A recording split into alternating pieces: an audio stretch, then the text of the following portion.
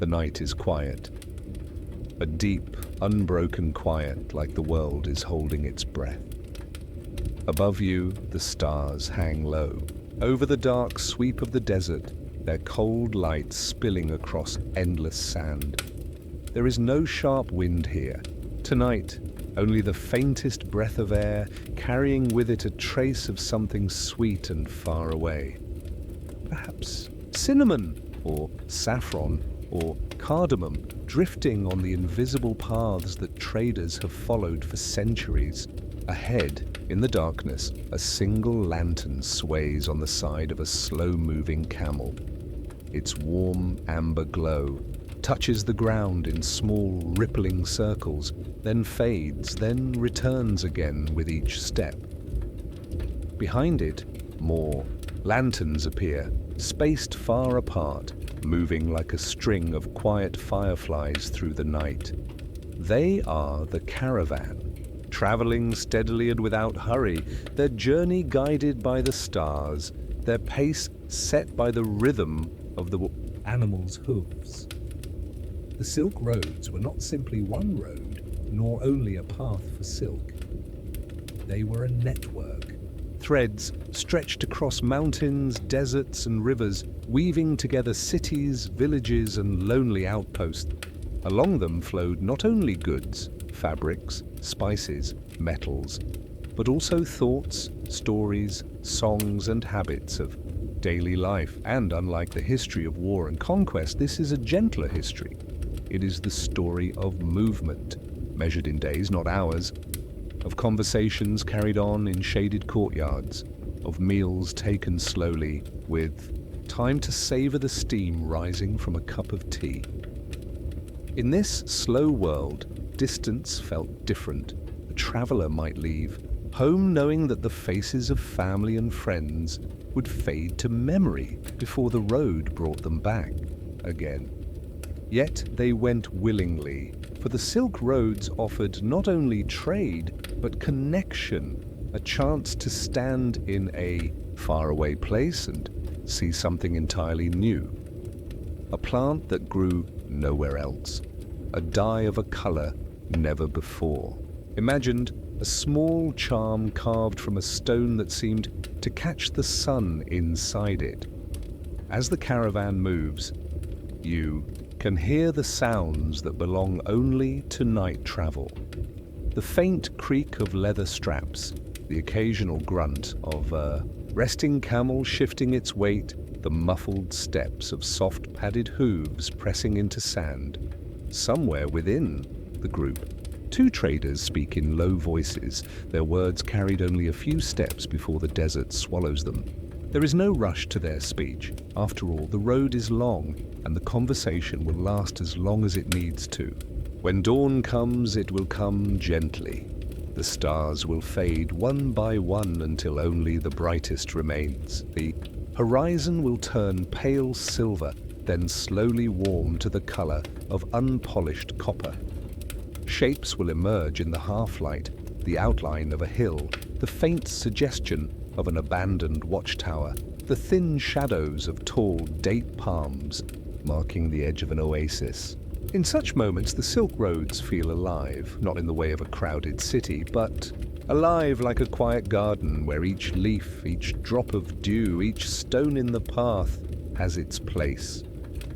Here, the details matter: a carved wooden spoon used to stir a pot of lentils, a square of cloth folded neatly around a packet of saffron threads, a water skin patched carefully by hand, a smile shared between strangers who do not speak the same language but understand each other in gesture.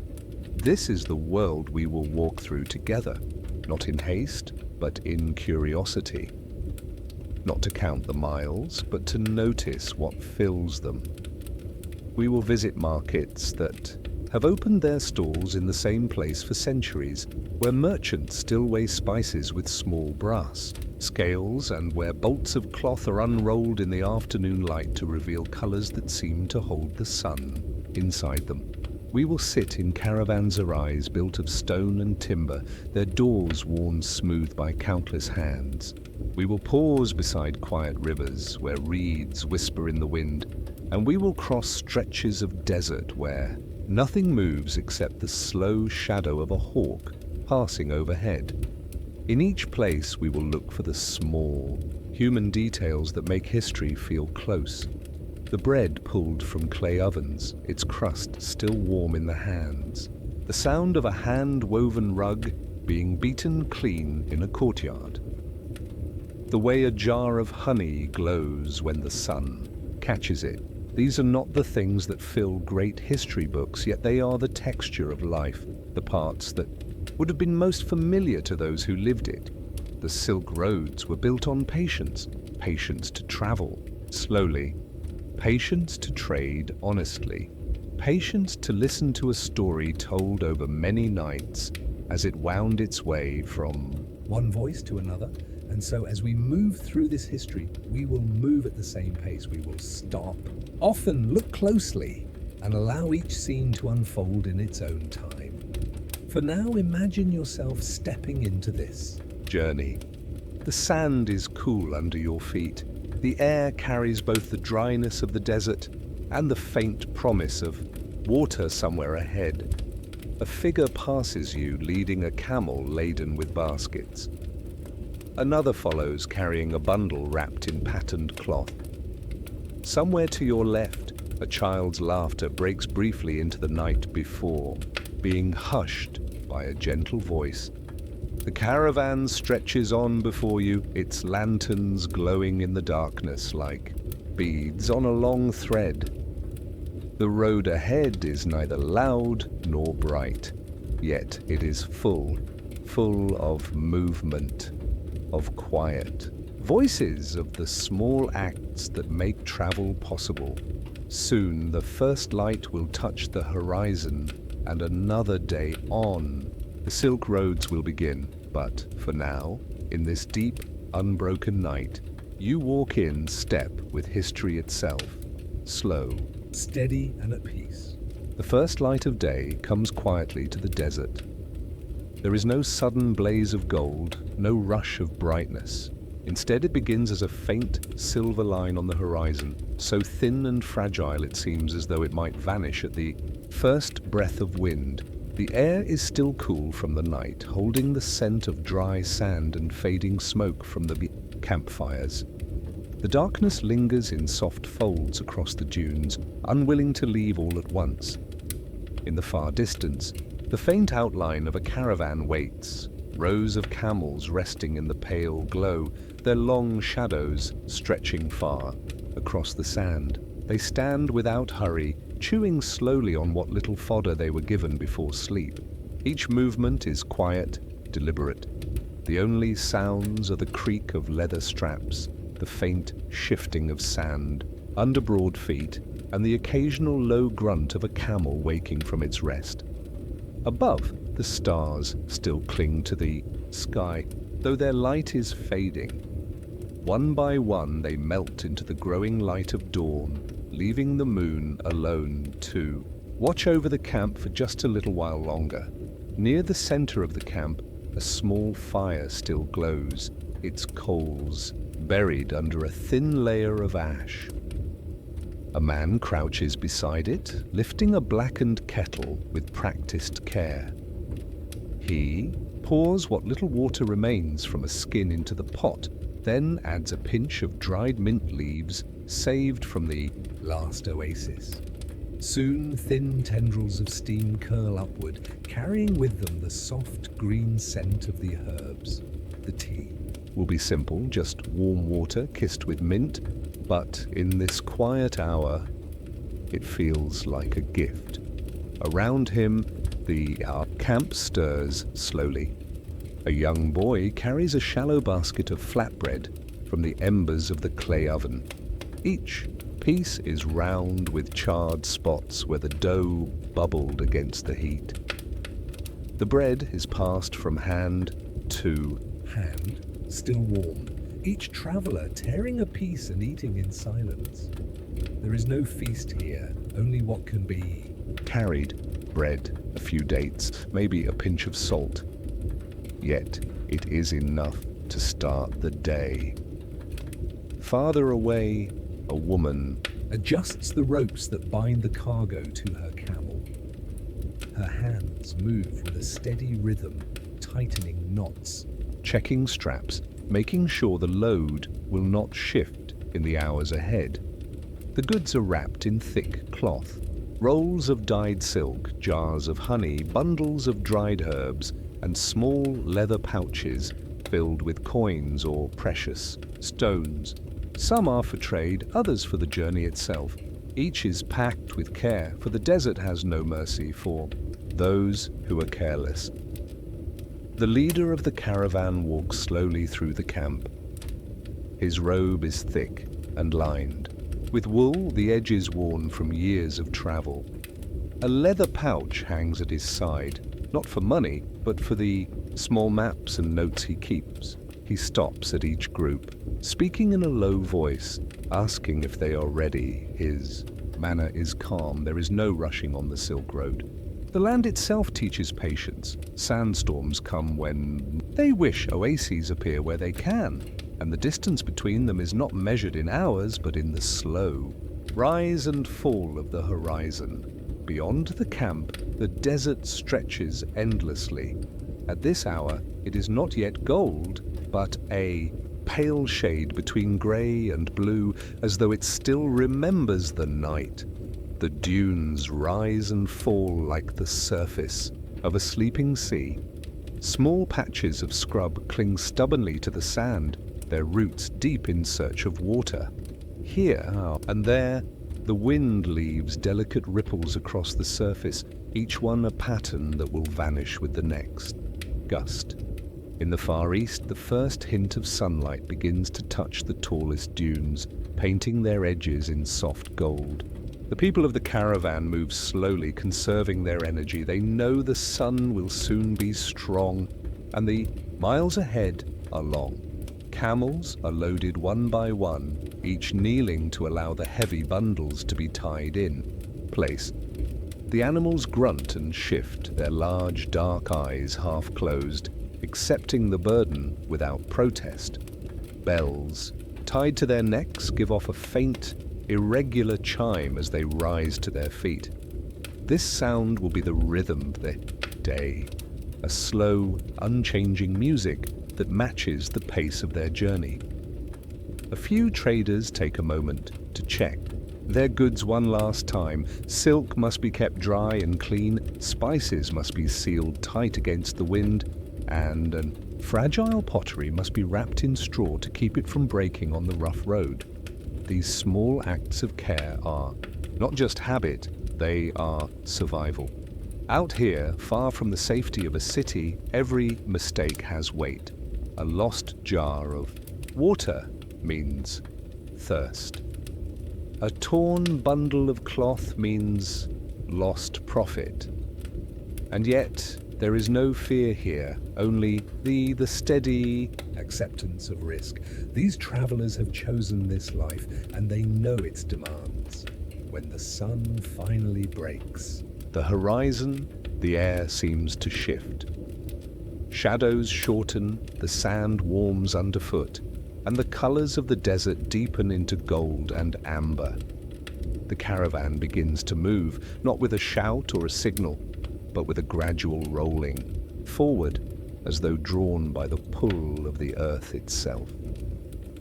The camels step in long, swaying strides, their feet pressing deep into the sand before lifting again. The people walk alongside them, their faces turned toward the road, their thoughts on the next water source, the next patch of shade, the next place to rest. Behind them, the camp is already fading into memory. The wind stirs, erasing footprints, scattering ashes, smoothing the sand. Where the tents once stood, by midday it will be as if they were never there. This is the way of the desert. It does not hold on to the past. It makes space for those who come after, just as it did for the travelers before them, and just as it will for the ones yet to come. The road ahead is long. It will wind past low ridges through shallow valleys and across wide plains where the sun feels like a weight on the back. But for now, in this early light, the journey feels gentle. The air is cool, the sand is soft, and the sound of the bells is steady. The desert is awake, but not yet fierce, and the travelers move forward, carrying with them not just their goods, but the quiet patience of all who have walked this road before. The first light of dawn spread gently across the caravan grounds, spilling like warm milk over the sand. The air still carried the cool breath of night, a fleeting comfort before the desert sun began its slow climb. In this soft hour, when shadows were long and the world felt hushed, the art of packing a camel began. An ancient, unhurried ritual passed down through centuries. It was not a task done in haste.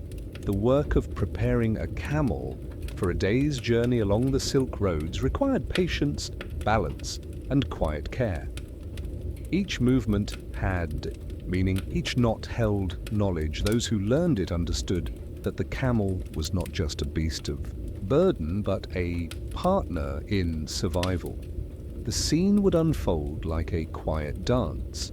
A man or woman, perhaps wearing a robe faded from years of travel, would step toward the resting camel. The animal would be seated on the ground, legs tucked neatly beneath its body, its large eyes blinking slowly in the dim light. A rope halter, braided from goat hair or palm fibers, rested loosely around its neck. Somewhere nearby, a small fire might still be, smoldering from the night before, its smoke curling lazily into the pale sky. First came the inspection. The packer would run their hands gently over the camel's flanks, feeling for sores or tender spots. They would check the pads of the animal's feet, hardened yet sensitive to the sharp stones that dotted the desert paths. A camel that carried pain would soon slow the entire caravan, so this moment of care was as important as any trade goods in the packs. Once assured of the camel's health, the true work began. A blanket, thick and rough but softened with years of use, was spread evenly over the animal's hump and back. This blanket, often woven by hand from sheep or camel wool, served as a cushion between the animal's skin and the wooden pack saddle. Without it, the rubbing of the saddle over miles of shifting sand could raise blisters that turned to wounds. The saddle itself was a sturdy frame carved from local wood or assembled from bent branches bound together with rawhide. Some were simple, little more than a wooden arch over each side. Others were complex, with loops, hooks, and rails for tying ropes. Setting it in place required strength, but also care. Lowering it slowly so that it settled into position without startling the animal. The camel might groan softly or turn its head, but it would remain still, accustomed to this morning routine. Then came the ropes, long, coarse lengths coiled neatly the night before. These were not just any ropes. They were chosen for their strength and their ability to grip tightly without slipping. They would hold every jar of oil, every bundle of cloth, every pouch of dried fruit in place for the long hours ahead. A loose knot could mean spilled goods on the road, or worse, an unbalanced load that could injure the camel. See, some packing began with the heaviest goods placed low and toward the animal's shoulders. This was the art's most essential rule. Weight must be balanced evenly on both sides. A sack of grain on the left would be matched by another on the right, a jar of oil on one side balanced with a bundle of wool on the other. The packer would pause often, stepping back to judge the symmetry, tilting their head the way a potter inspects a vase for evenness. Some goods were delicate. Porcelain bowls from China, glassware from Persia, blocks of fragrant incense. from Arabia. These were wrapped carefully in layers of cloth or straw, then tucked into padded baskets. The baskets themselves were sometimes woven by the travelers, their patterns carrying the memory of distant homelands. Each bundle told a quiet story, a piece of silk that might one day hang in a merchant's shop in Samarkand, or a handful of cinnamon that would perfume a kitchen hundreds of miles away. As the work continued, the camel would shift slightly, adjusting to the growing weight. The packer would stroke its neck, murmuring in low tones, a habit as much for themselves as for the animal. They might hum softly, the notes, mingling with the rustle of fabric and the scrape of rope against wood. This was not a task to be rushed. A poorly packed load could tilt, chafe, or pull the camel off balance. Every adjustment now would mean fewer problems. Later, when the desert wind was high and the road stretched endlessly ahead, some mornings an apprentice would assist learning the craft by watching closely. The elder would explain that each camel had its own temperament and needs. One might prefer a lighter load, another could carry more without complaint. One might shy at sudden movement, another might chew calmly through the bustle. Knowing each animal's nature was as vital as knowing the road ahead. By mid-morning, the air would begin to warm. The packer, now with sweat darkening their robe, would secure the final knots. These were tied in ways that allowed quick release in case a load needed to be shifted, yet strong enough to endure the jolts and sway of travel. A last check ensured that nothing rattled, nothing pressed unevenly. The blanket edges were smoothed, the saddle straps tightened. Finally, the camel was ready. It would rise slowly in 3 steady motions, the bundles swaying but holding firm. Dust would puff from the ground where it had rested, and the morning sun would catch on the edges of jars, fabrics, and baskets. The packer would lead it to the gathering caravan, where dozens of other camels stood prepared, each carrying its own small world of goods.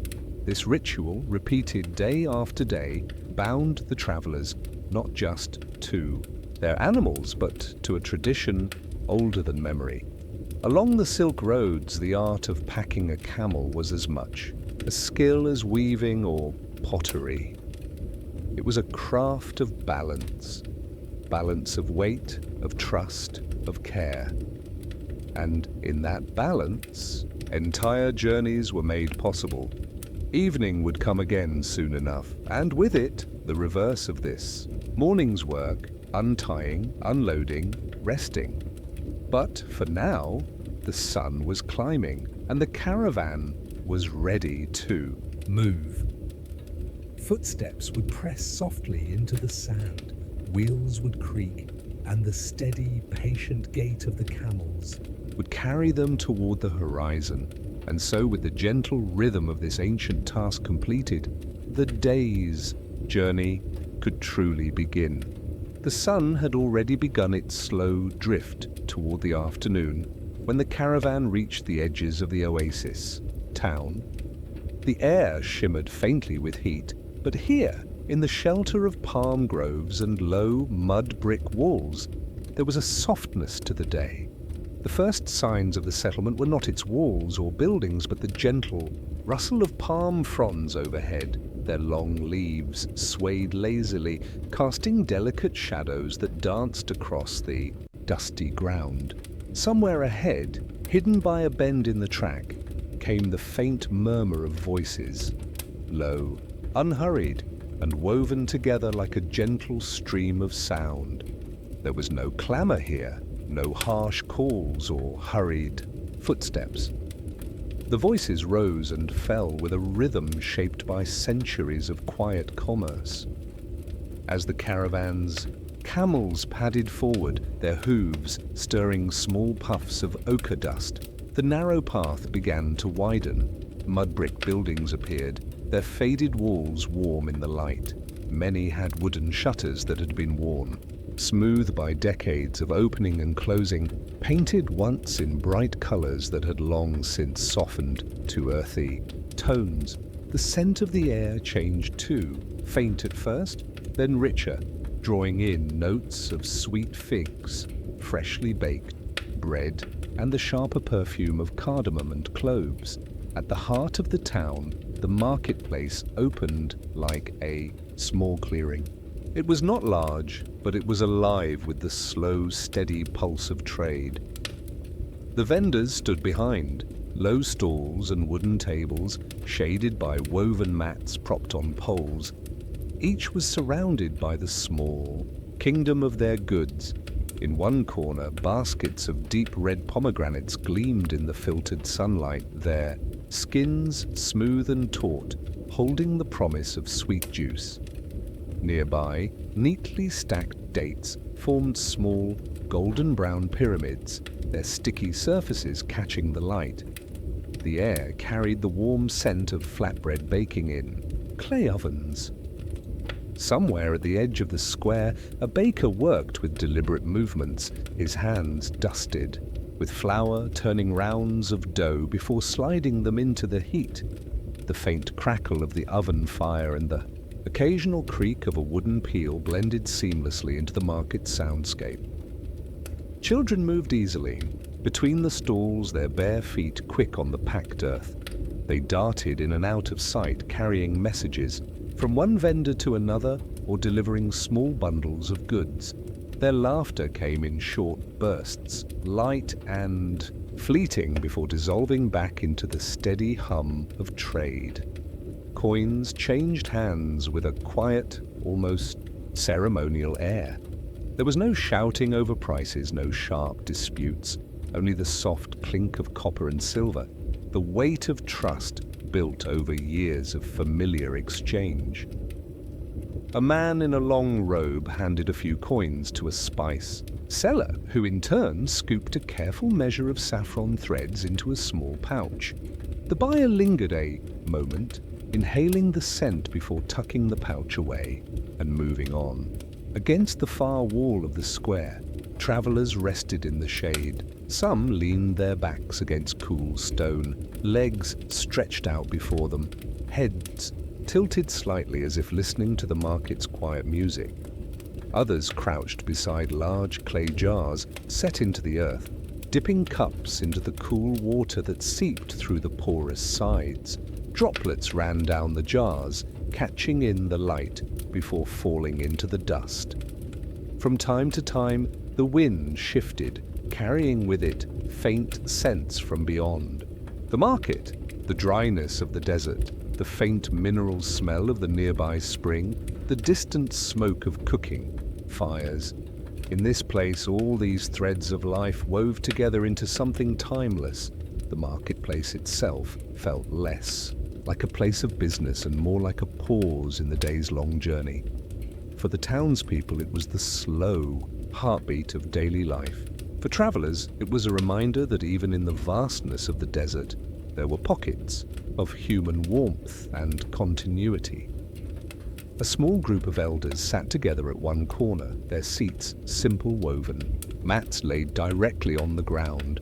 They spoke softly, their words paced by the occasional sip of tea poured from a blackened pot. The tea's scent, sharp with mint, mellow with sugar, drifted into the air, mingling with the aromas of bread and spice. Their conversation was not hurried. It flowed like the trickle of water from the spring, each word unhurried, each pause meaningful. At the far side of the square, a potter had arranged his wares in tidy rows, bowls with smooth curves, jars with narrow necks, pitchers shaped to fit comfortably in the hand. The clay still held the faint warmth of the kiln.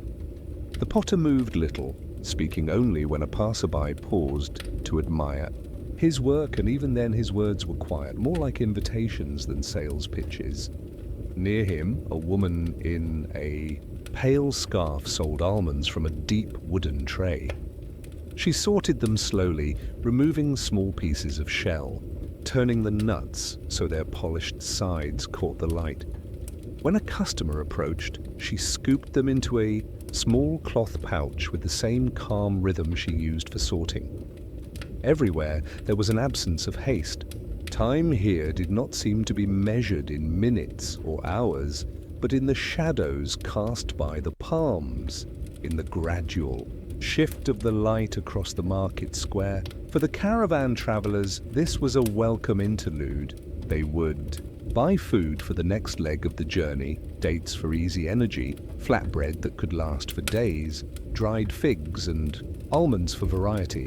They might trade small goods from distant cities, glass beads, lengths of dyed cloth, or copper trinkets.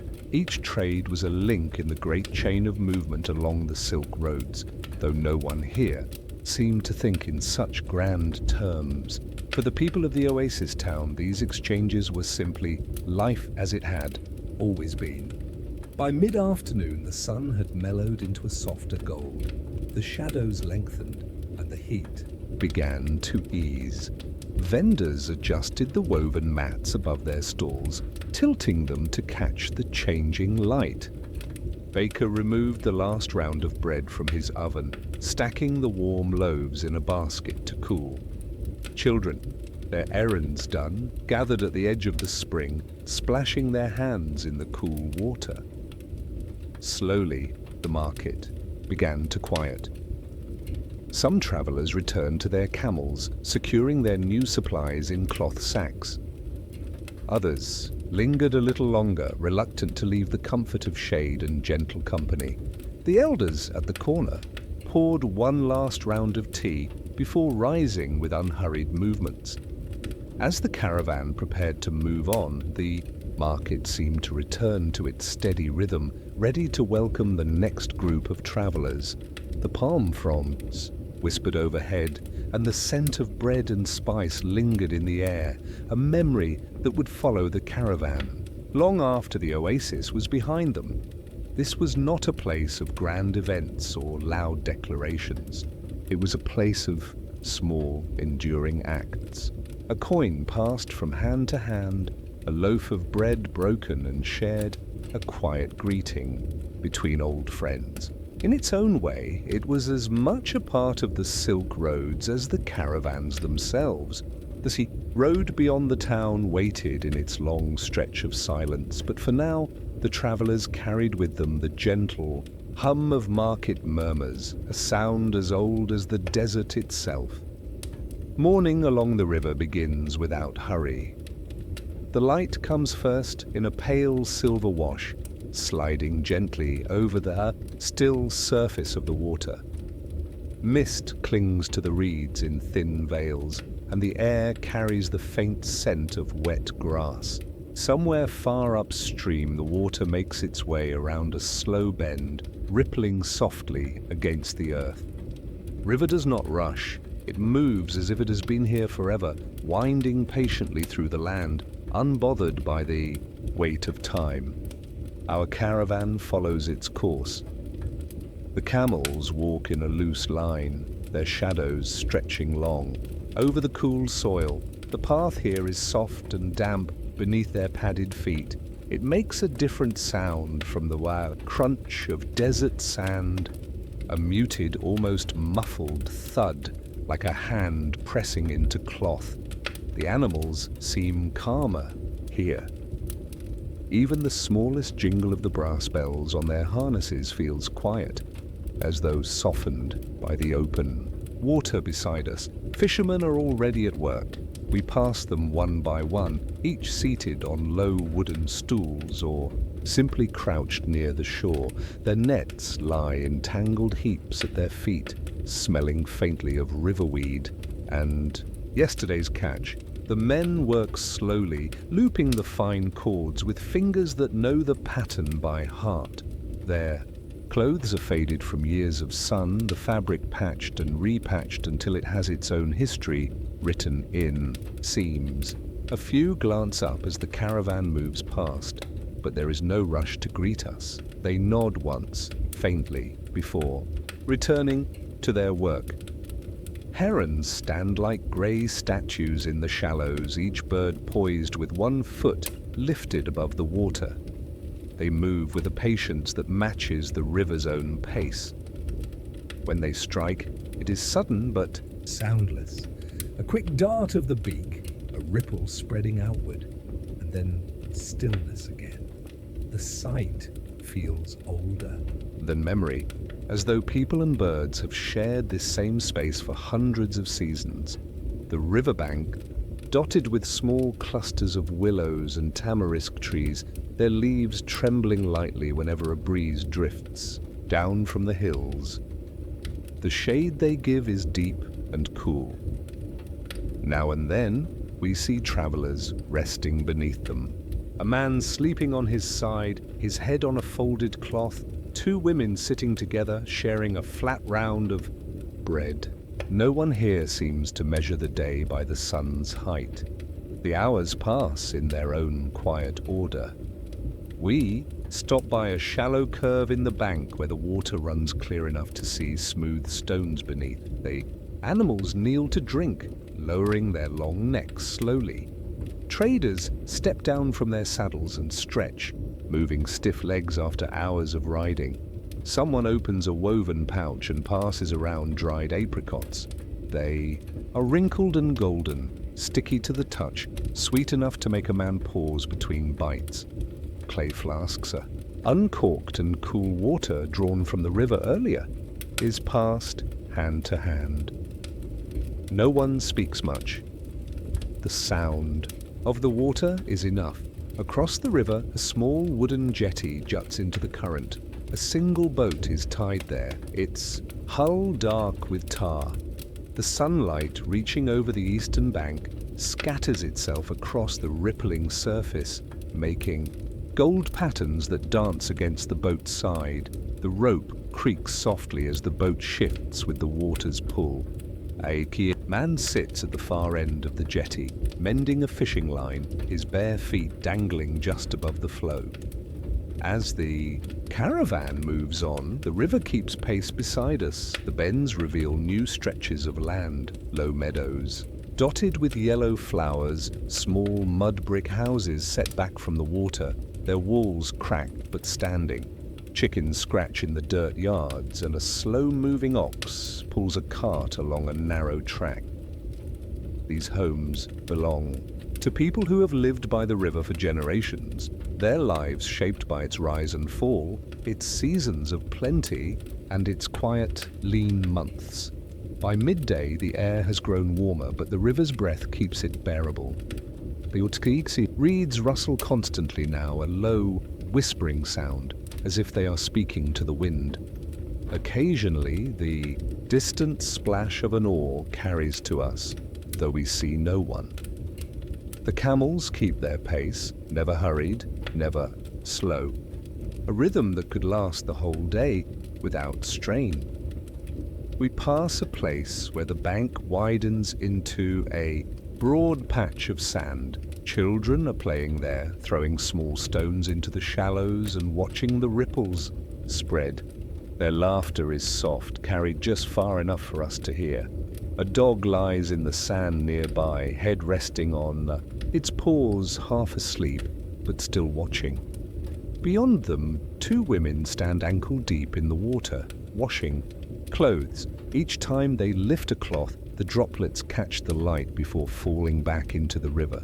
The afternoon unfolds in this way, scenes changing gently, as if the river itself is turning pages in a book. The path beside it is worn smooth by years of travel.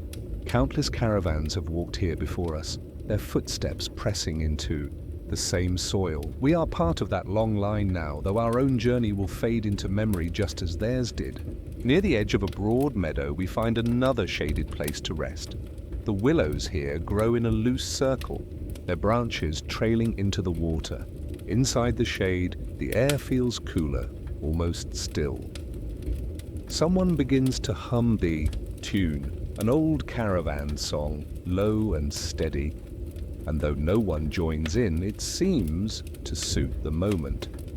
The camels fold their legs beneath them, chewing slowly, their eyes half-lidded. Traders lean back against tree trunks, hats pulled low, letting the quiet fill the space between breaths. When the time comes to move again, the day Wawabichul has begun to turn. The light softens, taking on a warm hue that makes the river gleam like metal.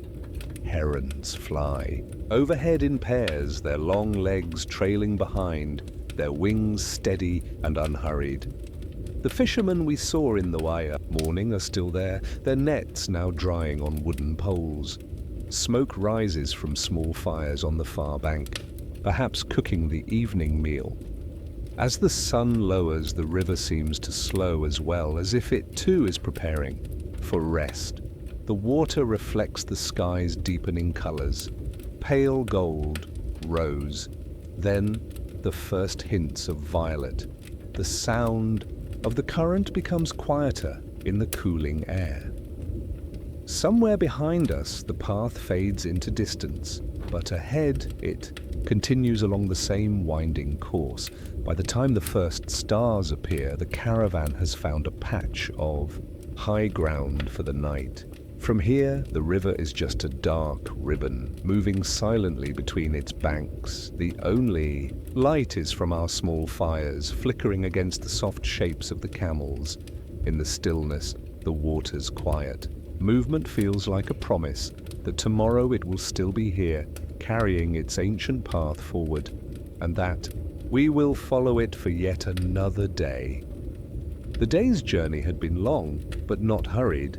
The desert sun had followed its slow arc across the sky, spilling its golden light over sand, stone, and scrub. Now, as it drifted toward the horizon, the air began to cool. Shadows stretched across the road, growing longer with every step of the caravan. The animals walked in steady rhythm, their padded feet pressing into the earth with a soft, almost muffled sound. Traders, wrapped in travel-stained robes, looked ahead to where the road curved gently toward a cluster of low, weathered walls. Beyond them, a square tower caught the last light of the sun. This was the Caravanserai, a resting place built for the road. The building rose from the earth as if it had always been there, its walls made from warm, sun-baked stone. Heavy wooden doors stood open, their hinges darkened by years of use.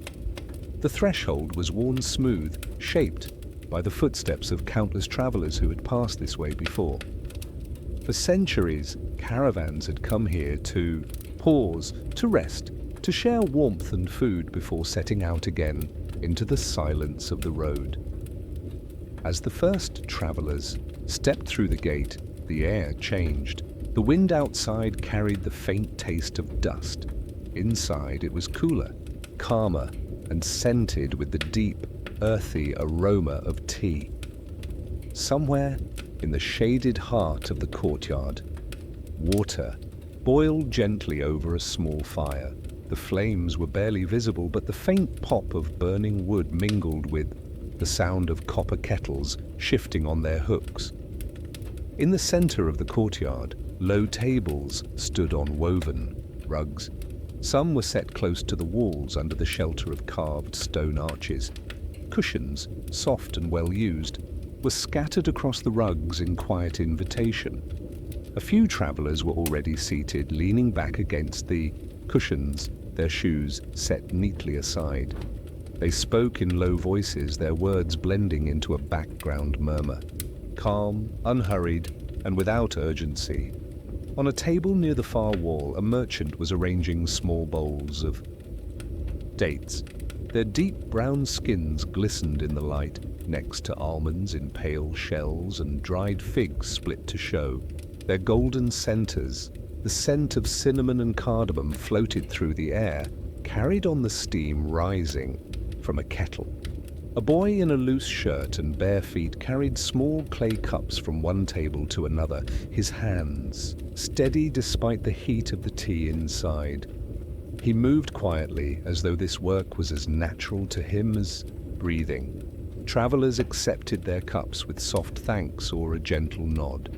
The tea was sweet, its surface catching, the torchlight in a faint shimmer. It was not rushed. Here, tea was not a drink to be gulped, but a moment to be savoured. A slow letting go of the road's dust and weight. Sips were taken between stories, each tale stretching lazily into the next. Some spoke of goods traded in distant cities, silks from the east, glass from the west, spices whose scent could fill a room. Others spoke of weather on the high passes, of the difficulty of crossing rivers when the rains came, or of the strange pale light that sometimes washed the desert before a storm. None of these tales were told for business alone. They were told for the pleasure of the telling, for the way stories connected strangers across the space of a firelit evening. Outside, in the quiet yard beyond the gate, the camels were being tended. A man in a wool cloak poured water into a long, shallow trough, the liquid glinting in the dim light. Animals bent their heads to drink, their breath soft and steady. From the shadows, the rustle of hay being laid out. For them joined the sounds of the night. The wind outside had grown cooler now, carrying the faint scent of distant tamarisk trees. Inside the caravanserai, the night deepened. The torches burned with a steady flame there, light pooling on the stone floor and picking out the curves of copper pots and the grain of the wooden tables.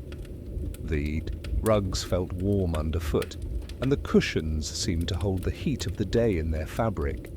The air was still, broken only by the small sounds of comfort. A spoon stirring sugar into tea, a kettle's lid rattling softly, the fainty crackle of the brazier's coals. Some travellers rested with their eyes half closed, letting the hum of conversation and the scent of spiced tea carry them into quiet thought. Others leaned forward, elbows on knees, speaking in low tones as they traced routes across the air with their hands. There was no hurry. The road could wait until morning. Tonight belonged to warmth, to stillness, and to the soft company of others who understood the rhythm of travel. Beyond the walls, the stars had begun to emerge. First a few, then many, their pale light dusting the sky in silver. In the courtyard, a small group moved to sit closer to the open archway, where the night air could drift in.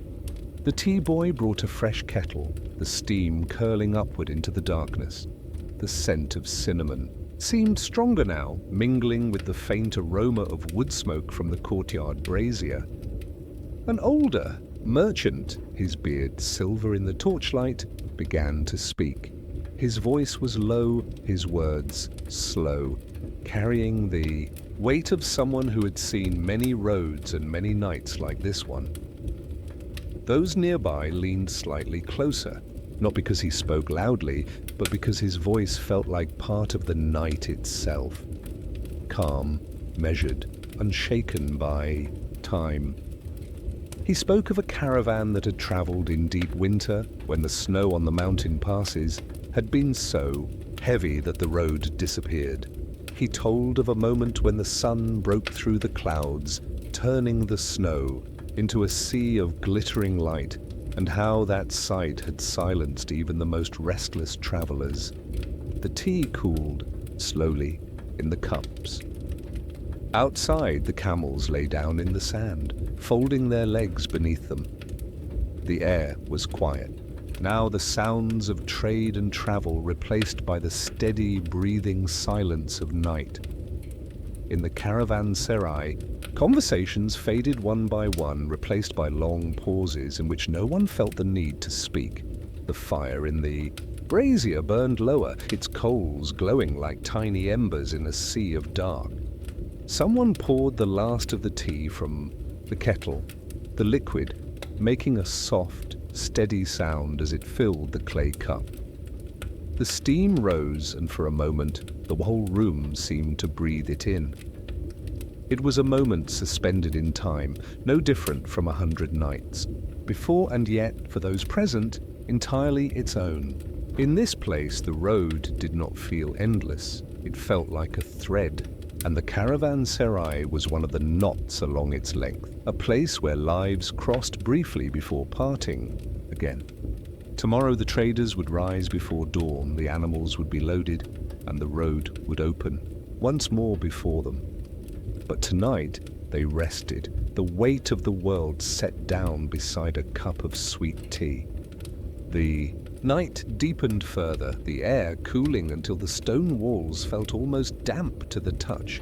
Somewhere in the distance, a desert owl called once, then again. The sound was faint, but it carried across the stillness like a thread of silver. The torches burned low, casting longer shadows. One by one, travelers rose, stretching slowly before, making their way to the small sleeping chambers built along the Caravanserai's walls. The boy who had carried the tea earlier now collected the empty cups, his bare feet silent on the rugs. He stacked them carefully on a tray, pausing once to adjust the kettle so that it sat more firmly on its stand.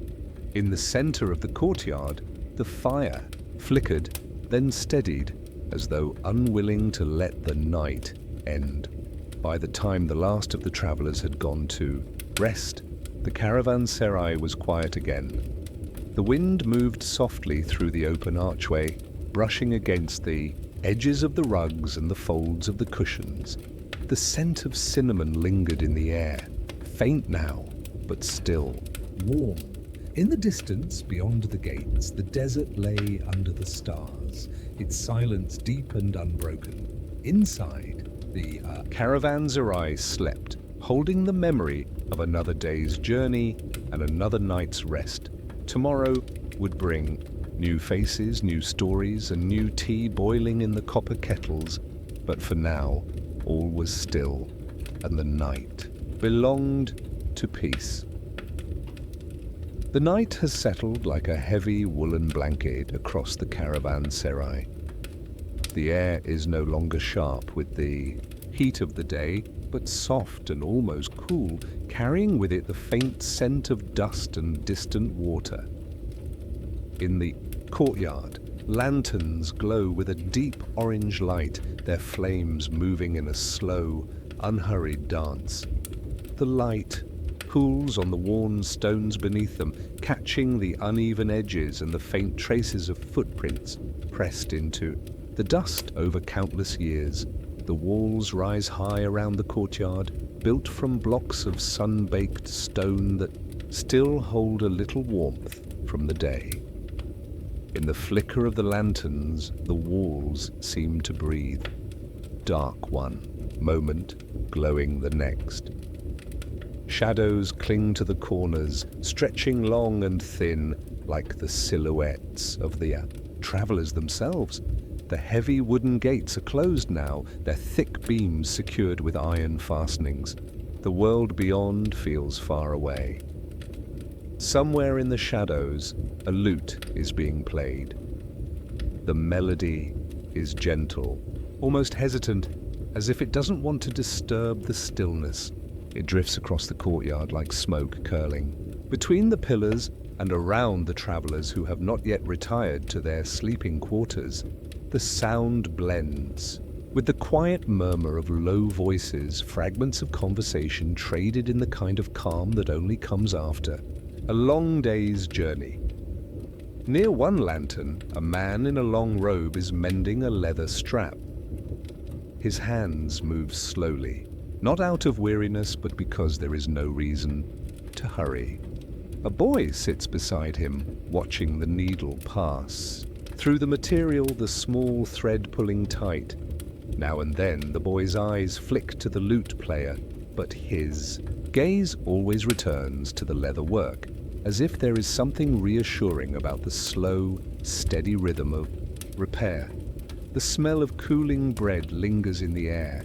It drifts from the kitchen where the ovens have been left to smolder down to embers. Earlier, the courtyard had been filled with the warm scent of flatbread fresh from the clay ovens, its surface blistered and crisp. Now, only the faintest trace remains, mingled with the earthy aroma of camels resting nearby. Their shadows are long and still, their bodies swaying gently as they shift their weight. A trader sits alone on a low bench, a cup of tea cradled in his hands. The steam curls upward and disappears into the night air.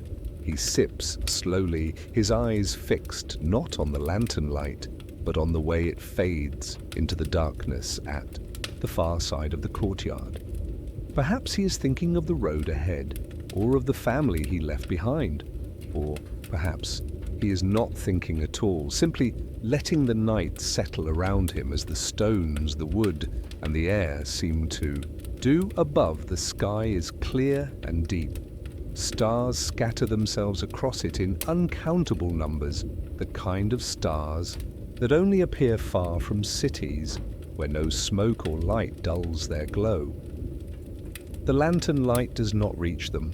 They remain their own world, silent and steady.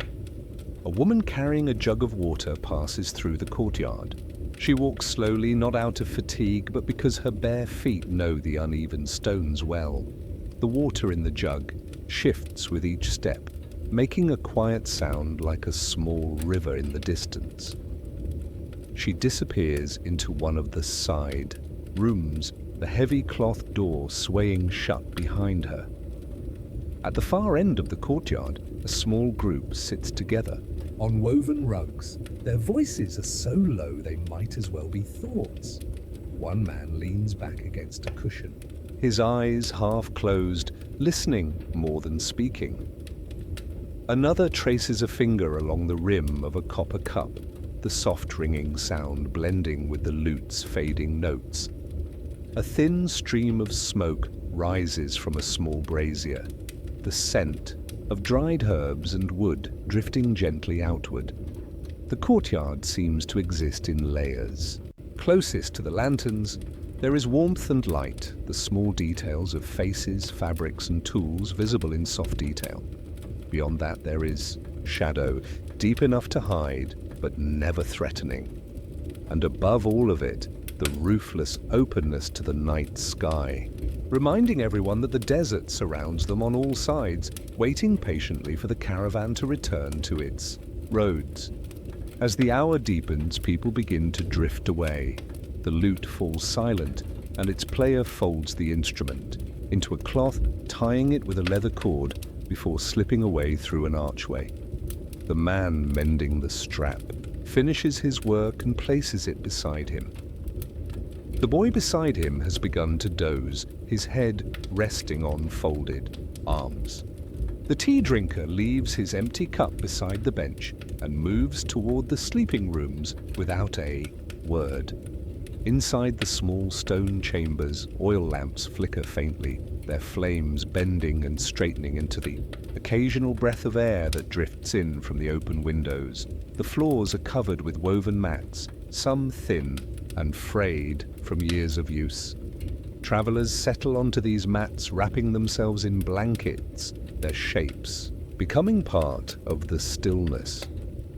Outside, the camels are quiet, their chewing slow and steady like the ticking of a clock that measures only rest. Somewhere above the courtyard, on a narrow walkway along the wall, a guard keeps watch. His footsteps are soft, barely a whisper on the stone. He pauses now and then to look out into the dark beyond the gates, where the desert lies under moonlight, silent and endless.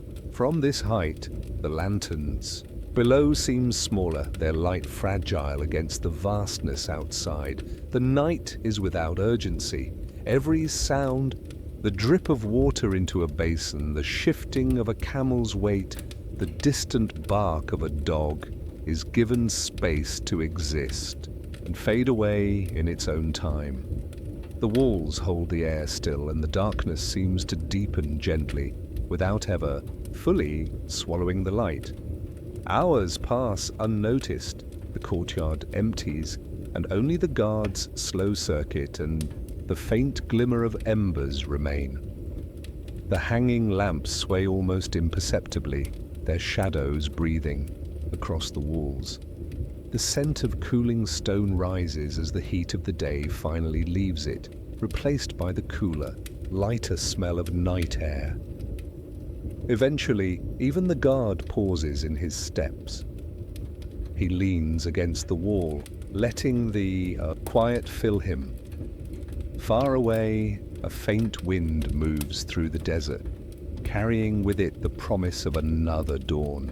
Another road, another day of travel. But here, within these walls, the night holds its place. Lantern light on stone, walls, shadows, and stillness. And the slow, gentle heartbeat of a resting world, the desert night begins quietly. It does not arrive suddenly but slowly, like ink seeping into cloth. The pale gold of the afternoon deepens into amber, then into a muted rose, and finally into the cool indigo of approaching darkness. Out here, far from the noise of cities or the scattered lamps of villages, the sky seems wider than the world itself. There is nothing to interrupt the view, no rooftops, no towers, only the slow curve of the horizon and the first faint stars that appear, one by one, as if someone were lighting tiny candles in the distance. The caravan has stopped for the day. The camels kneel in a circle, their cargo unloaded, the bundles and baskets resting on the sand like low, patient shadows. A small fire burns in the center of the camp, the flames licking upward, but making little noise. Around it, a few travelers linger, finishing the last mouthfuls of bread or dried fruit. Their voices are low, not out of necessity, but because the desert night invites quiet. Even those who are inclined to talk find their sentences trailing off, as if the vast silence around them is too deep to be disturbed. Above, the stars grow brighter. There are too many to count, yet each one seems sharp and distinct. In the cities, the night sky is muted, washed away by the glow of torches or oil lamps, but here it is as though the heaven have drawn close to the earth. Some stars shimmer faintly, others burn with a steady light. Travelers who know the constellations point them out. The hunter, the scorpion, the great camel that stretches across the sky. These shapes have guided caravans for centuries, and tonight they guide this one too. A chill moves in with the darkness. The heat of the day fades quickly once the sun is gone and the air takes on a crisp edge. Blankets are unrolled and wrapped tightly around shoulders. Some travelers wear their cloaks even as they sit near the fire, sipping from cups of warm water or spiced tea. The camels rest in silence, their legs folded neatly beneath them. From time to time, one lets out a low, throaty grunt, a reminder that even in stillness, life continues to hum softly. Around the camp, the night smells faintly of ash and sand. The wind carries a cool, dry scent, clean in a way that is almost sharp, yet not unpleasant. It is the smell of emptiness, of open spaces that have never been touched by rain or greenery. For those who have grown up in the desert, it is a familiar comfort. For those who come from far away, it feels both alien and oddly soothing, as if the air itself holds the memory of countless nights just like this one. Some travelers lie back to watch the sky. The sand beneath them is cool, and the ground feels firm after a day of swaying on camelback. They trace the slow movement of the constellations, marking time by the gradual shift of each star's position. There is no rush. Out here, time moves differently. A single hour can feel like an entire evening stretched and unbroken. For a few moments, the worries of trade, the weariness of travel, and the distances yet to come all fade into the background. Others drift towards sleep almost immediately. The Steady rhythm of the day, the rocking of the camel, the steady plod of footsteps, the soft crunch of sand has a way of wearing down even the most restless mind. Wrapped in their blankets, they curl on their sides, their faces turned away from the wind. Sleep comes gently, like the tide moving over the shore, until they are lost in dreams. The fire burns lower. One of the older travelers adds a final piece of wood, knowing it will last until morning. Sparks rise briefly before disappearing into the darkness above. The warmth spreads in a small circle, just enough to keep the nearest sleepers comfortable. Beyond that ring of light, the desert stretches into a cool shadow, infinite and untouched. Somewhere in the distance, the wind whispers over the dunes. It is not a strong wind, just enough to stir the edges of blankets and cause the hanging tassels of saddlebags to sway gently. Sepia sound is soft and constant, like a quiet breath. It carries with it a reminder that the desert is never truly still, that even in its silence, it is alive and shifting. From time to time, a faint animal cry drifts through the air. It might be the call of a night bird or the distant bark of a desert fox. Such sounds are rare and far between, so when they come, they feel almost like part of a dream. No one is alarmed. These are the usual companions of night on the caravan road. For those still awake, there is a deep calm.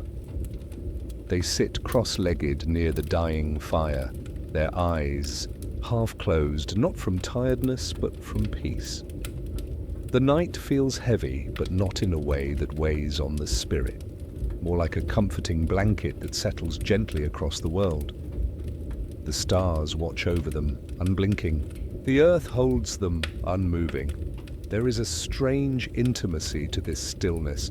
Every traveler in the caravan knows they are sharing something rare, a night untouched by haste or noise. In the morning, the road will call again, and the rhythm of travel will return. But for now, the desert has claimed the hours. The world has narrowed to this circle of light, this scattering of shadows, this endless dome of sky. Eventually, even the last watchers lie down. The fire dwindles to a faint glow. The camels are silent now, their bodies rising and falling. With slow breaths, the wind quiets, as if even it has grown tired. The night deepens into its full, velvety darkness. Somewhere far above, the constellations continue their slow journey.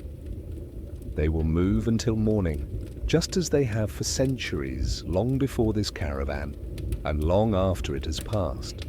Their light is patient. It waits for no one, yet it seems content to shine on all who pause to notice. And so the camp sleeps, wrapped in the gentle weight of night. The desert holds them all in its vast, silent embrace. Nothing stirs but the stars. Nothing moves but time itself. And when dawn comes, it will be as if the night has simply stepped aside, making room for the light. The desert is still in that fragile, hushed moment between night and day. The sky, a deep indigo just beginning to pale, stretches endlessly overhead. A thin crescent moon hangs low on the horizon, fading quietly into the coming light. The air is cool enough to make breath visible in faint, silvery clouds, each exhale disappearing almost as quickly as it forms. Somewhere beyond the sleeping shapes of the caravan, a lone camel stirs, shifting. Its weight in the sand, the soft thud of its padded foot, barely breaking the stillness, the world feels as though it is holding its breath. It begins with the smallest of sounds, the dry rustle of twigs being gathered from a neatly stacked bundle near the wall of the Caravanserai courtyard. A hand, weathered from years of travel and sun, lays them carefully in a shallow circle on the ground. Another hand strikes flint against steel, sending tiny, defiant sparks into the darkness. For a moment, nothing catches. The sparks blink out like fireflies. Then, with a faint sigh, a curl of smoke rises and the dry twigs surrender to the flame. The fire takes slowly, cautiously, its orange, glow-painting, flickering shapes on the stone walls. The first fire of the morning has been born. One by one, other fires follow, dotting the courtyard like small, glowing islands in a sea of cool air. Around each one, figures gather, shoulders wrapped in woolen shawls, hands extended toward the heat. The crackle of burning wood becomes a gentle chorus, punctuated by the occasional pop as a twig splits in the heat. Shadows sway on the walls, long and wavering. The scent of smoke drifts lazily upward, carrying with it the first hints of the day's work. No one rushes. Here in the desert, mornings are unhurried, as if time itself moves more slowly. Near the largest fire, a woman kneels on a woven reed mat, a wooden bowl resting before her. Inside, a simple mixture of flour, water, and a pinch of salt has been worked into a smooth, pliable dough. Her hands move with quiet confidence, pressing and turning, folding and pressing again. Each movement is deliberate, unbroken by chatter or distraction. Beside her, a flat, blackened stone rests above the coals, already warming in anticipation. This is bread making at its most elemental. No yeast, no ovens, no elaborate recipes. Just grain, water, heat, and the patience of practiced hands. She pinches off a small piece of dough, rolling it into a ball before flattening it between her palms. The dough yields easily, becoming thinner with each press, until it forms a near-perfect circle. The stone hisses softly when the dough meets its surface. The smell begins almost immediately, a warm, nutty aroma that rises with the steam curling from the bread. This is not the heavy bread of cities, but something lighter, meant to be eaten fresh while still hot from the stone. At another fire, a copper kettle is suspended over the flames. Inside, water begins to tremble, tiny bubbles forming along the edges. A man in a long, faded robe reaches into a cloth pouch and withdraws a handful of dried tea leaves, their dark shapes curled and twisted. He scatters them into the water, and the air changes. The scent of tea, earthy, faintly floral, mingles with the wood smoke. Soon cinnamon will be added, its sweet warmth drifting across the courtyard like an unspoken promise. The steam that rises from the kettle carries the memory of distant gardens far from this desert place. The first flatbread is ready. It is lifted from the stone with careful fingers, its surface mottled with golden spots, edges slightly crisp. It is placed on a cloth-lined basket, where it rests briefly before another piece of dough takes its place. Already, a second fire is producing its own bread, and a third is nearly there. The work moves in a rhythm as natural as breathing. Press, cook, turn, lift, repeat. There is no hurry, but there is no pause either. Morning in the caravan is a balance between ease and necessity. Some travelers, still wrapped in their blankets, drift closer, drawn by the smell and the promise of warmth. They sit cross-legged near the fires, hands extended. To the heat, eyes half closed in the soft flicker of light. When a piece of bread is offered, it is accepted with quiet gratitude. The bread is torn, not cut. It is eaten slowly, each bite accompanied by a sip of tea. No one speaks loudly. The voices here are low, as if unwilling to disturb the peace that the night has left behind. Beyond the courtyard, the faint outline of the desert is beginning to emerge. The dunes are still in shadow, their curves defined only by the gentlest hints of light.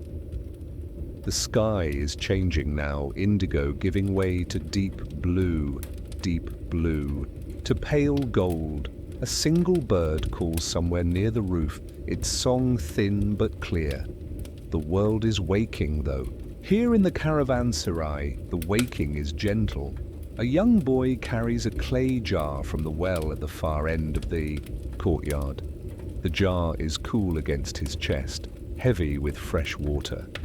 He moves carefully, mindful not to spill, his bare feet silent on the packed earth. He sets it down near the tea fire, where it will be used to fill the small cup. As they empty, the cups themselves are mismatched, some glazed in bright colors, others plain, their surfaces chipped from years of use. They are warmed before pouring, the tea filling them with a dark, fragrant swirl. A gust of wind moves through the courtyard, stirring the smoke into new patterns. Shawls are pulled tighter, hoods drawn up. The fires flicker, flames leaning briefly before returning to their steady rise. The breadstones hiss softly as moisture from the dough meets their heat. Somewhere, a camel groans low in its throat, a deep, resonant sound that seems to vibrate in the stillness. Its handler, a man with a face lined by years of sun. Wind moves to check its tether, patting its neck in reassurance before returning to his place by the fire. The simple meal stretches on, unhurried. Hands pass bread baskets and teacups. A few dates are shared from a small cloth bundle, their sweetness a pleasant contrast to the bread. Someone produces a jar of honey, thick and golden, and drizzles a little over a fresh piece of flatbread. The honey catches the early light, glistening before it, sinks into the warm surface. It is eaten slowly, as though each bite might be the last before the road calls again. Conversations begin to form now, though still in low tones. Two merchants discuss the day's route, tracing it in the air with their fingers. A pair of younger travelers trade quiet jokes, smiling into their cups. Near the wall, an older man tells a story to anyone who will listen, his voice carrying the slow rhythm of someone who has traveled this road many times before. His words drift into the morning air, mingling with the scent of baking bread. By now, the sky has shifted entirely. The gold has deepened to amber, and the first rays of sunlight have found the tops of the walls. They creep downward, touching shawls and blankets, catching the steam that rises.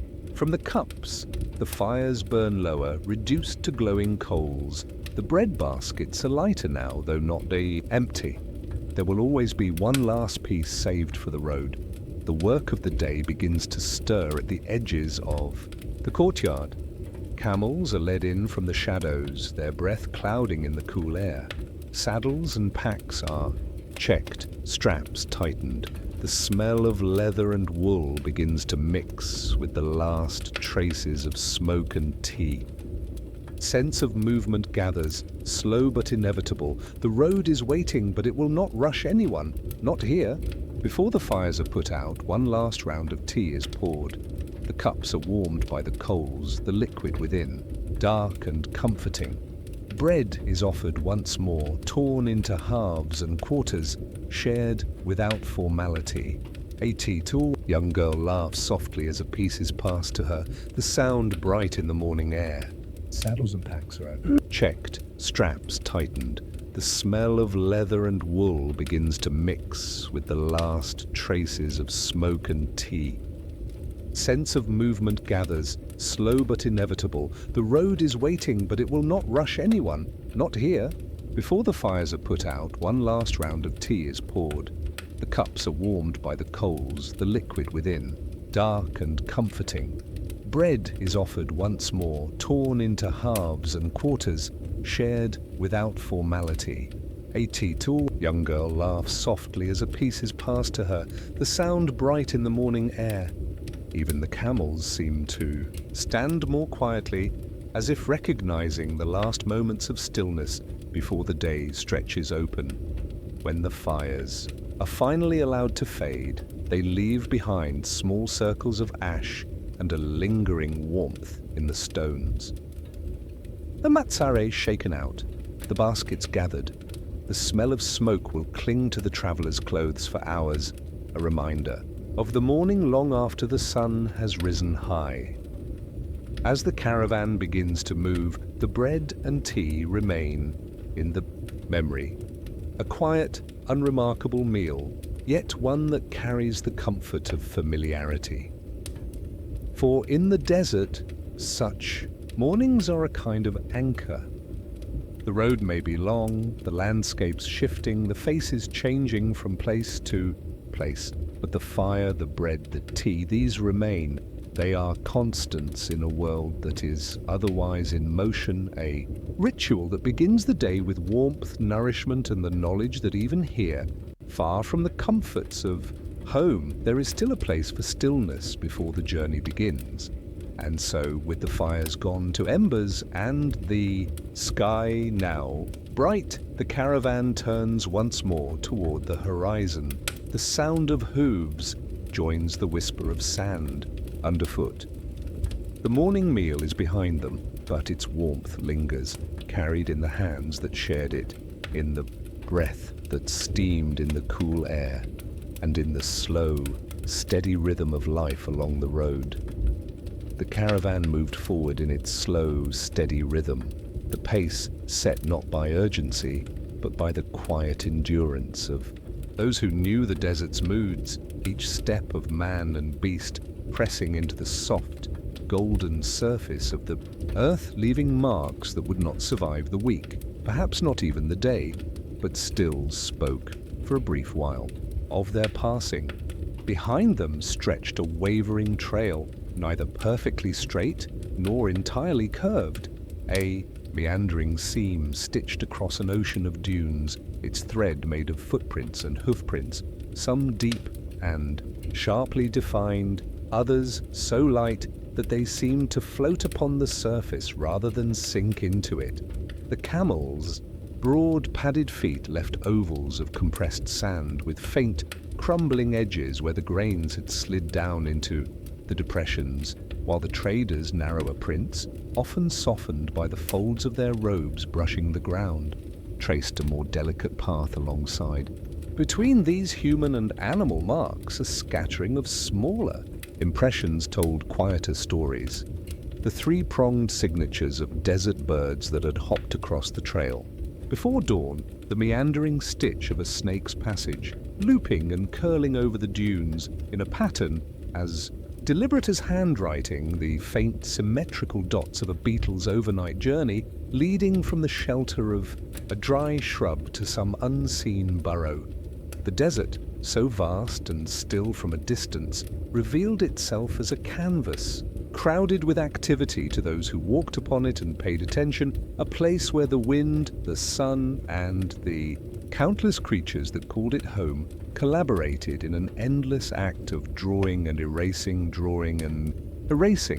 as if the land itself preferred impermanence to permanence. In the morning light, each ripple and ridge of sand cast a shadow that stretched toward the west, giving the ground an almost tangible texture. Here, the surface lifted in gentle waves like water frozen mid-motion. There, it flattened into a smooth, pale sheet where the wind had pressed it tight, so smooth that it reflected the rising sun in a faint, glassy gleam. The traders had long ago learned to read these surfaces as others might read the pages of a book. They could tell where the wind had blown most strongly in the night, where the sand had been disturbed by passing animals, where the faint depressions of old footprints had almost, but not entirely, vanished. One older man, his beard streaked with white, and his eyes, squinting against the light, carried in his mind a catalogue of such readings from decades of travel. To him, the ripple of a dune's crest could indicate whether the air had been dry or damp at dawn. The angle of a ridge could suggest the prevailing wind strength, and the sharpness of a footprint's edge could tell how many hours had passed since it was made. Another, younger and still restless with the newness of the journey, found himself bending down now and then to run his fingers through the sand, letting the fine grains slip between them. Like a slow-flowing stream, fascinated by how something so dry could behave almost like liquid. The wind that morning was gentle, a low, steady breath from the east that barely stirred the hems of their cloaks, but even that was enough to shift the tiniest grains, to send a faint veil of dust drifting over the ground so that the freshest prints began almost immediately to soften at the edges, their outlines blurring until they seemed less like human and animal marks and more like the shadows of such marks fading into the larger design of the land. Sometimes the caravan crossed patches where the sand was coarser, mixed with small pebbles and bits of mica that caught the light like scattered sparks. Other times they passed over stretches of unusually fine sand, pale as sifted flour, and so light that it seemed to sigh beneath their weight. Here the wind's touch carved intricate, repeating patterns, interlocking crescents, gentle arcs, narrow ridges aligned with mathematical precision, as if some patient hand had combed the desert in the hours before sunrise. The traders' shadows stretched long beside them, broken only when the terrain dipped and rose, and these shadows themselves became part of the moving design. On the ground, dark shapes sliding over ripples of gold and silver like brush strokes across an endless canvas. The distance, the dunes rose higher, their slopes etched with diagonal lines where grains had rolled down, leaving trails like threads drawn through fabric. On one crest, a dust devil twisted lazily, a narrow column spinning, without sound, picking up and releasing sand in a shimmering dance before it dissolved back into the air. Now, and then a gust stronger than the rest would pass over the caravan, lifting a handful of grains into the light. And, for a moment, they would glitter as they spun, tiny sparks tumbling in slow arcs before settling again. The air was dry but not yet hot, and every sound seemed amplified in the openness. The muffled thud of a camel's step, the faint clink of metal fittings, the occasional call of a bird circling overhead, and always, underneath, the soft, shifting whisper of sand moving against itself. The patterns underfoot were not merely beautiful. They were maps of time and motion, fleeting records of a night's passage, where a fox had trotted, pausing here to sniff at. Something unseen where a small cluster of beetle trails converged as if at a meeting place where the wind had curled around a rock and left behind a fan of ripples radiating outward. One trader pointed out the faint marks of a caravan that had passed days before, almost erased, but still visible if one knew how to look. Parallel lines, where camels' feet had fallen, lighter patches where their loads had brushed against dune slopes, leaving just enough disturbance to catch the light differently. Such traces were reminders that they were not alone in this vastness, that others moved across it too, though the distances between meetings could be measured in days. Youngest of the group, unused to the desert's way of telling its stories, asked how one could be sure those prints were not from their own caravan on some earlier loop of the trail, but the older men only smiled. The desert never gave such easy answers, and perhaps that was why it drew people to cross it again and again. As the sun climbed higher, the colors of the sand shifted subtly, the pale gold deepening toward amber, the shadows Between ripples narrowing and softening, the contrast between light and dark, smoothing out until the surface seemed flatter than before, though the feet could still feel every rise and fall. Heat began to tremble on the horizon, bending the air so that distant dunes wavered and merged, and in this shimmering light, the patterns beneath their feet took on a strange quality, as if they might at any moment rearrange themselves entirely, like a tapestry being rewoven while still underfoot. The caravan pressed on, each step erasing and creating in the same motion, the ground behind them becoming something new, even before they had left it entirely. The desert, indifferent to all journeys, accepted their passing as it accepted the winds passing, the foxes passing, the passing of night into day, without resistance, without record, except in these momentary patterns that no hand could keep. And so they walked, eyes half on the horizon, half on the ground, in a world where even the smallest mark was part of an endless changing script written in sand and sunlight, meant to be read once and then forgotten. By midday, the desert heat has settled like a heavy, invisible blanket over the land, pressing down on every stone, every grain of sand, every weary muscle in the travelers' bodies. The sun is not yet at its highest point, but already the light feels white and sharp, stripping color from the world and leaving everything in soft tones of beige and gold. The caravan moves slower now, the animals adjusting their pace instinctively, heads lowered as if in quiet submission to the day's demands.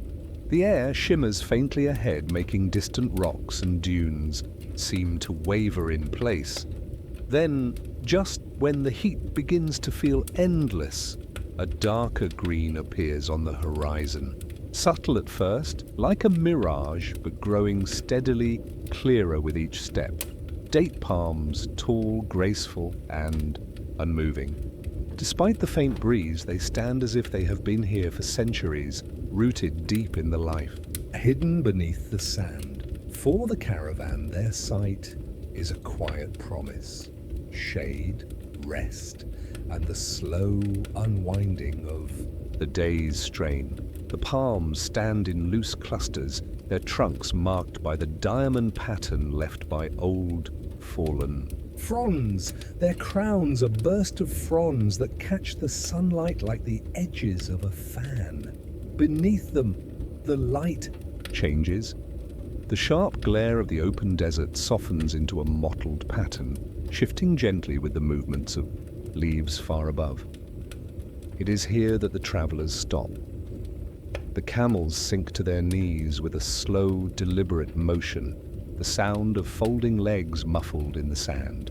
Packs are loosened, ropes untied, and goods set down with care. In the stillness under the palms, the air feels different, thicker somehow, and filled with a faint, dry sweetness. It is the scent of ripening dates, a fragrance that is part fruit, part sun, and part the faint dust of the desert itself. The beaten bunches hang high, their amber and brown fruit clustered like heavy jewels swaying gently above. No one rushes to eat just yet. First, there is water. Leather skins, darkened from long use, are opened, and the cool liquid is poured into shallow clay bowls or shared directly from the skin, the stream controlled by a practiced hand. Water is not cold, but after the slow hours of travel, it feels like a gift. It runs down parched throats, washing away the dryness left by dust and wind. Only then do the travelers turn their attention to the fruit.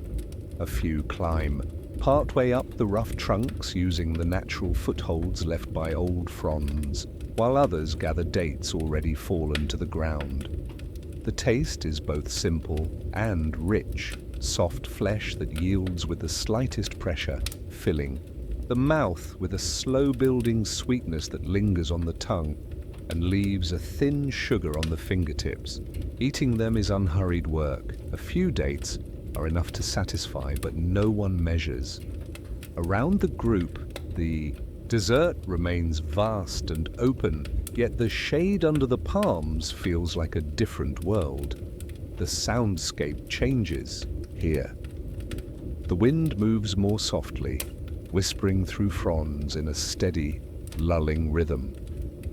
Somewhere above, a bird calls lazily, the note drawn out as though even its song is slowed by the heat. The camels chew quietly, their jaws moving in slow circles. Traders lean against the base of trunks, hats pulled low over their eyes, some speaking in low tones while others rest in silence.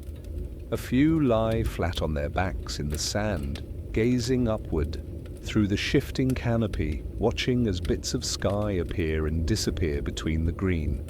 Time stretches in this place. There is no sense of urgency, no thought of the miles ahead.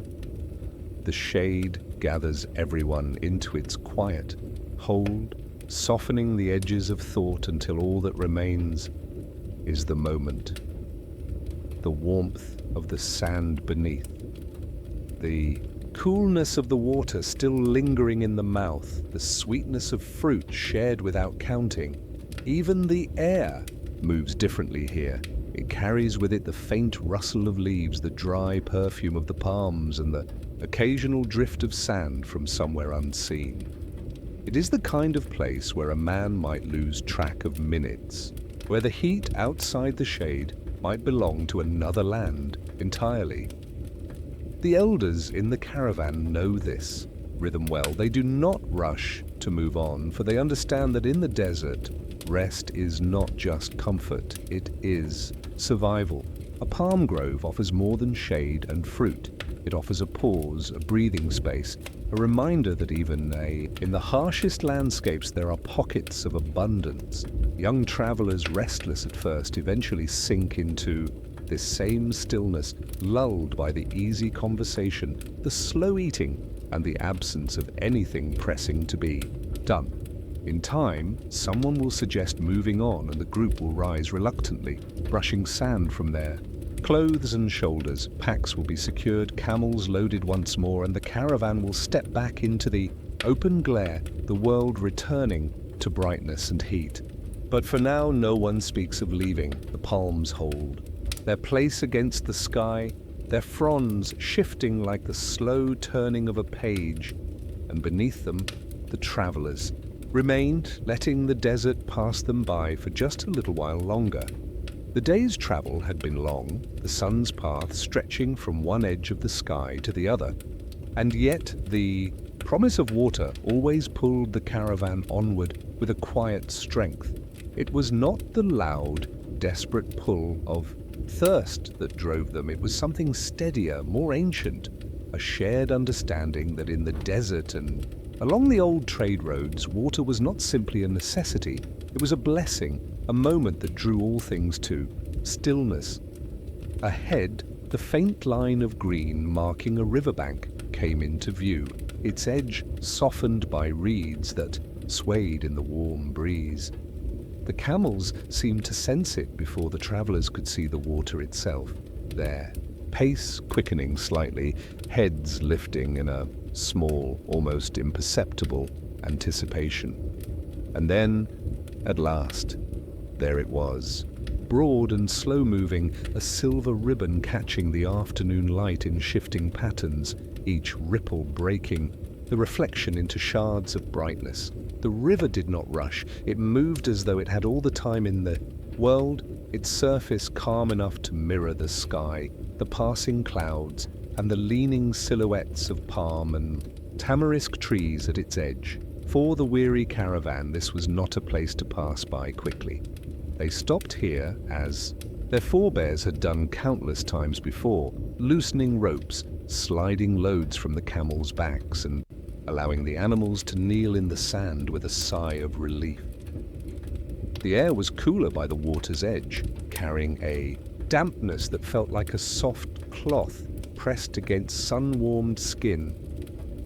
Somewhere nearby, the quiet chorus of insects filled the spaces between the wind and the sound of hooves shifting on sand.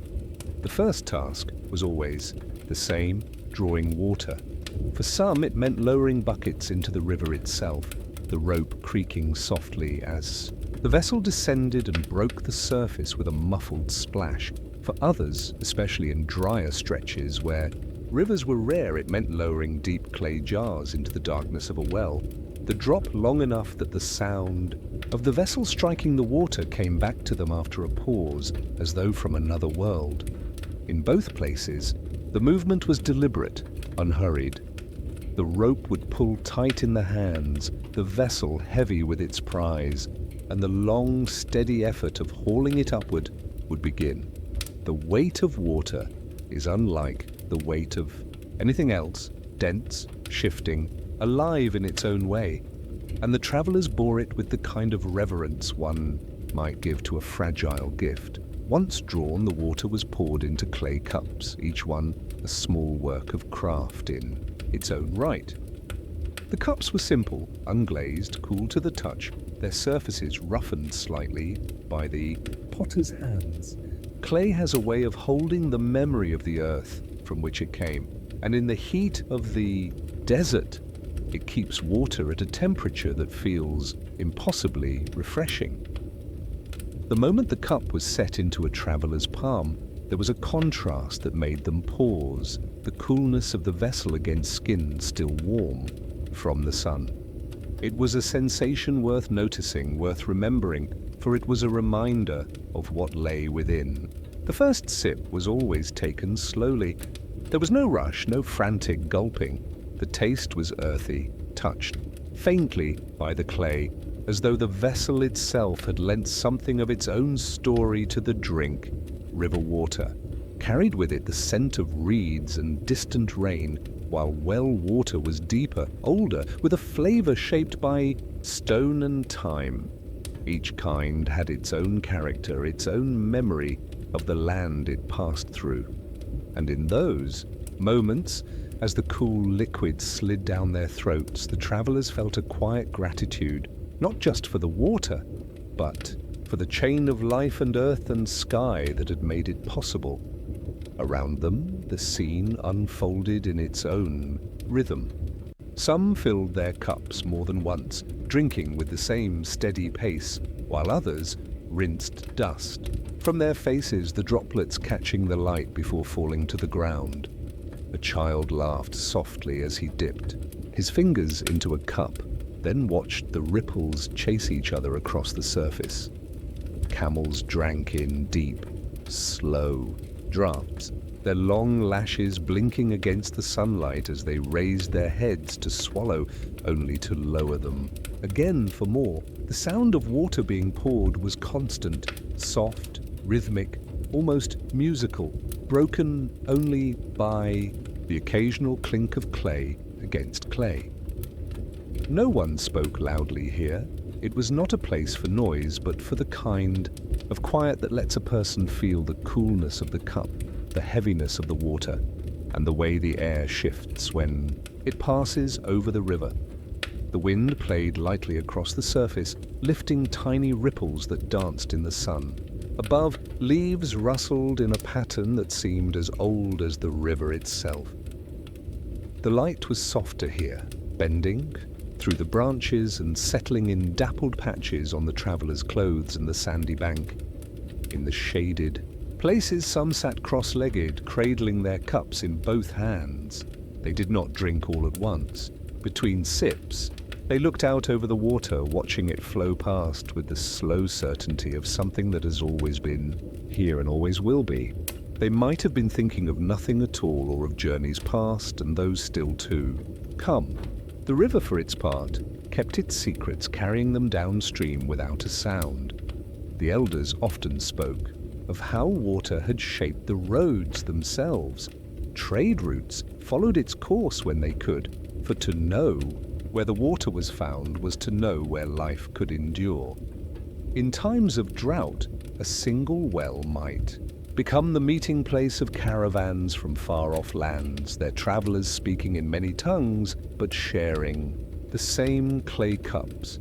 In the cool of the evening, they might tell stories over the sound of buckets and ropes, tales of cities built on riverbanks, of gardens sustained by ancient canals, of oases that had been there since before the first road was ever marked in the sand.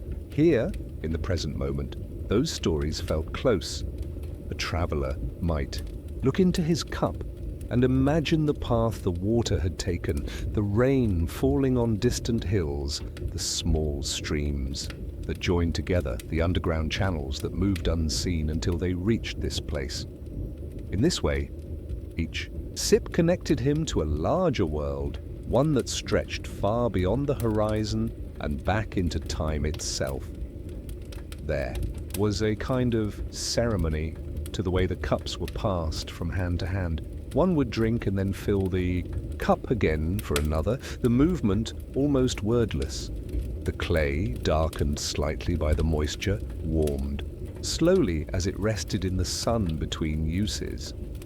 When set down on the sand, it left a faint ring, as if marking its own place in the day's memory. Eventually, thirsty, the travelers moved to other small rituals, washing hands, tending to the animals, checking their loads. But the cups remained close at hand, ready for another sip before the journey began again. Some refilled their water skins, pouring carefully from clay jars so as not to waste at a drop. Every bit saved now was a bit less to worry over later, when the sun was high again and the road stretched on without shade. By the time they rose to leave, the river's surface had shifted with the light. The reflections were longer now, the sun leaning toward the west. The wind had changed direction, carrying with it the faint scent of distant fields. The clay cups were emptied, rinsed in the shallows and packed carefully away, their surfaces holding a faint coolness even in the heat. The buckets were drawn up for the last time, the ropes coiled neatly, and the caravan began to gather itself. Yet, as they stepped away, many looked back once more at the water. There was something in the way it caught the light, in the slow, steady movement that made it hard to turn away. Perhaps it was the reminder that in a land where so much was dry, here was a place that was always giving. Perhaps it was simply the beauty of it, a kind of quiet perfection that could not be carried with them, only remembered. And so they moved on, the sound of the river fading behind them, the memory of cool clay, and the taste of water lingering in their mouths. The road ahead was long, but they carried with them the ease that only water can give, and the promise that somewhere beyond the next horizon, another river or well would be waiting. The marketplace lay in the heart of the small town, a labyrinth of narrow lanes shaded by patched awnings and wooden beams, where every breath carried with it the mingled scents of wool, plant dyes, and warm dust.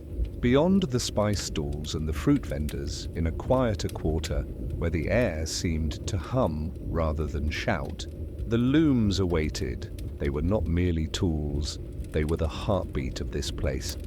Their wooden frames stood tall and purposeful, polished smooth by the hands of generations. Some looms leaned in the shade of mud brick walls, others sat directly under the filtered light that streamed through reed-covered roofs, illuminating the threads stretched taut across them like the strings of a silent harp. The moment you stepped into this part of the market, the sound enveloped you. The gentle clack of the shuttle as it darted back and forth, the soft, deliberate tap of a weaver's hand tightening a line, the low murmur of workers speaking in a language threaded with laughter, patience, and concentration. Here, colors lived not on the tips of a brush, but in the strands of yarn, each one dyed with the care of someone who understood how colors must endure a journey. Deep blues drawn from crushed indigo leaves carried the mystery of midnight skies. Warm golds, born of saffron or pomegranate rind, glowed as though they had trapped a fragment of the desert sun. Rust reds, coaxed from madder roots, seemed to whisper of clay roads and ancient earth. These were not the flat, lifeless shades of cheap trade goods. They were living colors, uneven in the most beautiful way, each subtle variation a sign of a hand's touch and the natural world's unpredictability. Skeins of these dyed threads hung from wooden rods in gentle loops, swaying slightly. In the breeze, their ends brushing against one another with a sound like soft rain. The weavers themselves worked with a calm that felt almost ceremonial. Some were women with headscarves pinned neatly under the chin, their fingers darting with speed but never haste. Others were older men, their hair silvered, their hands rough but sure. A young boy sat cross-legged by one loom, twisting new thread from a spindle and feeding it carefully to his mother, who wove without breaking her rhythm. It was a choreography of generations.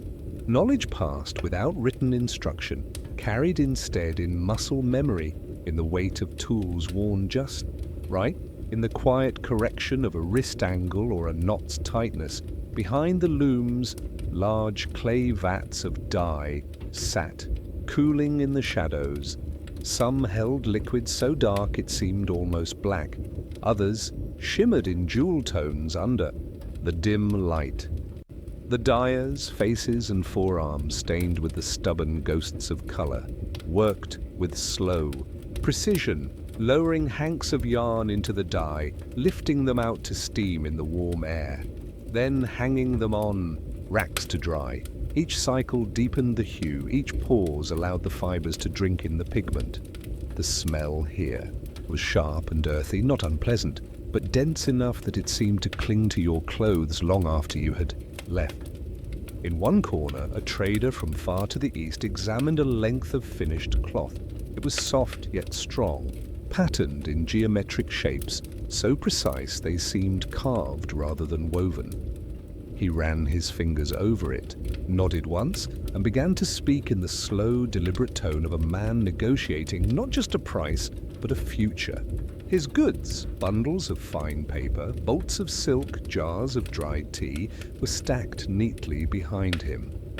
Here, cloth might travel thousands of miles, folded into camel panniers or tied to the back of a mule to warm a stranger's shoulders in a land where the air smelled of salt or pine instead of dust. The rhythm of the looms seemed to slow, time itself. Outside, the market bustled. Spices poured into sacks, goats bleated, merchants called. But here, inside this weaving quarter, the sound was measured and constant. Every so often, a shaft of sunlight would break through the reed roofing, catching on a spool of gold thread and setting it alight for an instant, as if the loom were weaving not just fabric, but light itself.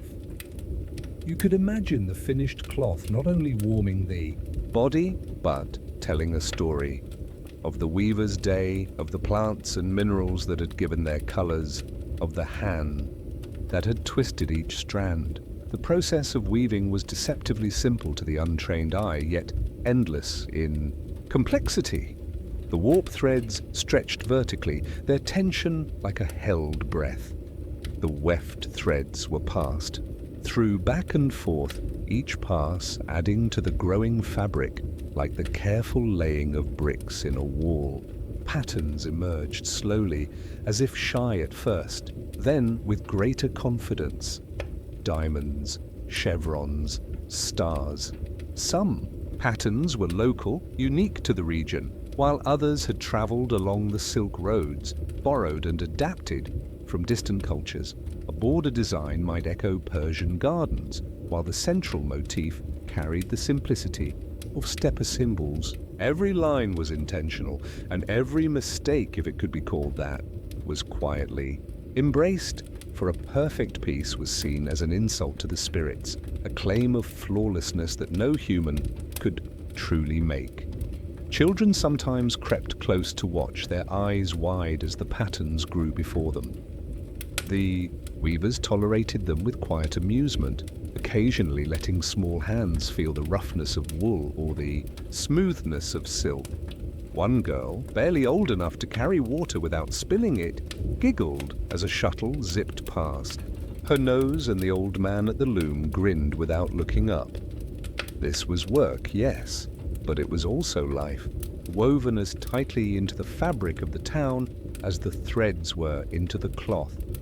Beyond the weaving quarter, traders discussed the cloth's value in voices tinged with the dialects of far-off places. Some thought in terms of weight and length. Others thought in stories. How the cloth might look as a wedding gift, how it might be draped over the shoulders of a merchant's wife, how it might hang as a curtain in a room filled with the scent of incense. The cloth left this place changed, not just in form but in meaning, carrying with it the life of the market and the quiet patience of the loom. By late afternoon, the light slanted low and the looms kept working, their shadows long and thin across the packed earth floor. The day's weaving might end with the completion of a single panel, or with the decision to stop mid-pattern, knowing that tomorrow would bring the same steady rhythm. As the market began to close, the dyed yarn was covered against the night air, the looms were stilled, and the workers gathered their tools with the same care they had given their threads. A kettle hissed softly in the corner, and cups of tea were poured. Laughter rose briefly, then faded again into the hum of evening. Walking away from that part of the market, you might find your ears still tuned to the quiet clack of the loom, your eyes catching the sudden brilliance of a color even in the dusty street. The weaving quarter stayed with you as if some invisible thread had tied a part of your mind to the steady, patient work that happened there. And perhaps that was the magic of it, that a strip of cloth, no matter where it traveled, carried with it the slow heartbeat of this place, the loom's song, the weaver's touch, and the market's hum, woven into every inch.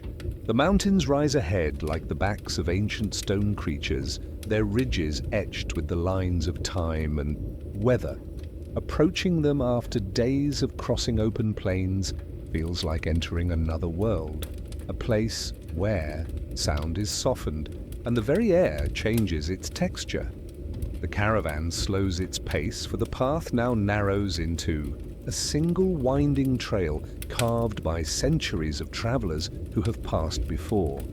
Pine trees cling to the slopes, their roots finding impossible purchase in cracks of rock, and their needles whisper softly as the wind brushes through. There is a coolness here, a reprieve from the sun's unrelenting glare in the lowlands, and every breath carries the faint resin scent of pine mixed with the crisp, clean taste of high-altitude air. Each step feels deliberate. Now, the camels adjust their footing carefully, their broad hooves landing with soft thuds on the packed earth or scraping slightly against stone.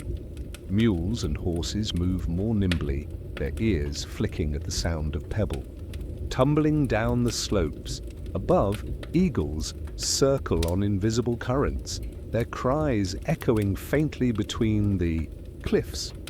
The sound of the wind changes depending on the shape of the pass.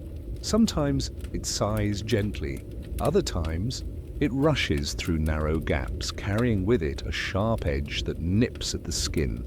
The traders instinctively pull, their scarves higher over their faces, not out of discomfort, but as a kind of silent acknowledgement that here, nature has its own set of rules. The trail bends, and with each turn, the view shifts. Sometimes a sheer drop opens, up on one side revealing valleys far below where rivers wind like silver threads through carpets of green. Assad. Other times, the mountains close in tightly, the walls rising so steep and so close that the sky above becomes only a narrow ribbon of blue. The air is filled with small details that are easily missed if one hurries. The way tiny alpine flowers push their way through cracks in the rock, their petals trembling in the breeze. The occasional flash of a mountain goat leaping effortlessly across a ledge, the hollow echo of a stone dislodged by an unseen animal far above. Conversation in the caravan becomes scarce in these passes. It is not a rule, but rather a natural adjustment to the surroundings. Voices seem almost out of place here, and so most words are exchanged in low tones or brief glances. There is a shared understanding that the mountains are listening, that the sound of footsteps and the breathing of animals is more fitting than human chatter. Yet there is no sense of loneliness, if anything. The quiet binds the travelers together, a shared experience of moving through a place that demands respect. Midway through the ascent, the group pauses to rest. The air here is thin, and lungs work harder to draw. In each breath, packs are set down, animals are given water, and the traders find spots to sit on smooth, sun-warmed rocks. Some unwrap small bundles of food, hard cheese, dried apricots, flatbread folded neatly in cloth, and eat slowly while looking out over the dizzying drop below. The wind tugs at the edges of scarves, carrying with it the scent of distant snow, even though the path here is clear. A few travelers close their eyes, simply listening to the soft creak of leather saddles cooling in the shade, to the faint rustle of pine branches, to the almost imperceptible hum of the world at rest. Resuming the climb, the trail becomes steeper. It narrows to the width of a single camel in some places, forcing the caravan into a careful single-file line. Hoofbeats echo off the walls of stone, and when a gust of wind sweeps through, the travelers lean instinctively toward the mountainside, feeling the cold air press against them. The sunlight changes constantly. One moment the path is bathed in golden light. The next it is shadowed by a passing cloud or the looming bulk of a cliff. And this play of light and dark adds a kind of slow rhythm to the journey, marking the hours in shifting tones rather than in minutes. High above, waterfalls spill from hidden snowfields, their white spray catching the light before vanishing into chasms. The sound of rushing water is strangely muted here, softened by the distance, as if the mountains themselves absorb the noise. In one narrow stretch, the trail crosses a wooden bridge spanning a gorge, its planks worn, smooth by countless hooves and feet. The bridge sways slightly under the caravan's weight, and though the drop is dizzying, there is an odd comfort in knowing that this same crossing has held for generations. The traders glance briefly at the rushing river far below, then focus again on the path ahead. Eventually, the highest point of the pass comes into view, a ridge that seems to touch the sky. The air is cooler here, edged with the faint sharpness of snow that lies hidden beyond sight. Standing on this crest, the world feels vast in every direction. Behind, the path unwinds into the distance, disappearing into the haze of the lowlands. Ahead, another valley opens, green and shadowed, promising rivers and forests and perhaps the roofs of villages far below. The fellow travelers pause here not only to rest, but to take in the sight. No one rushes. There is a silent agreement that moments like these are rare and worth savoring. From the crest, the descent begins. Going down requires as much care as climbing, for loose stones and sudden drops test the sure-footedness of both people and animals. The air warms slightly with each step lower, and the scents change. Pine gives way to damp earth, and eventually the faint smell of wildflowers reaches the caravan. In shaded hollows, patches of snow remain, melting into rivulets that trickle across the path. Birds return to the soundscape here, their calls weaving through the quiet as though to welcome the travelers back to gentler ground. As the caravan nears the valley floor, the mountains still rise behind them, their peaks now softened by distance. Looking back, the path they followed is invisible, hidden among folds of rock and shadow. It is as if the mountains have already begun to reclaim the memory of their passing. But for those who walked it, the journey through the pass lingers, not just in the muscles that feel the effort, but in the mind, in the way the silence of the high places settles into the heart. Even in the bustle of the valley towns ahead, the traders will remember the way the wind felt on their faces at the crest of the pass, the way the world opened wide on either side, and the way each step seemed both a challenge and a gift. The mountain path is not simply a route from one place to another, it is a reminder that the journey itself can be as vast and as humbling as the destinations it connects. The morning light spilled into the narrow lanes of the market, catching on the polished brass scales that stood onto small wooden tables like guardians of ancient trade. Here, in this part of the Silk Road town, the air itself seemed thick with color and scent. The fragrance of saffron was the first to reach the senses, warm, floral, and slightly metallic, like sunlight caught in threads. Cinnamon followed, deep and woody, carrying with it a faint sweetness that spoke of distant tropical shores. Then came the sharper notes of pepper, grounding and assertive, a scent that seemed to cut through the rest and command attention. The spice market was not a place one could simply walk through.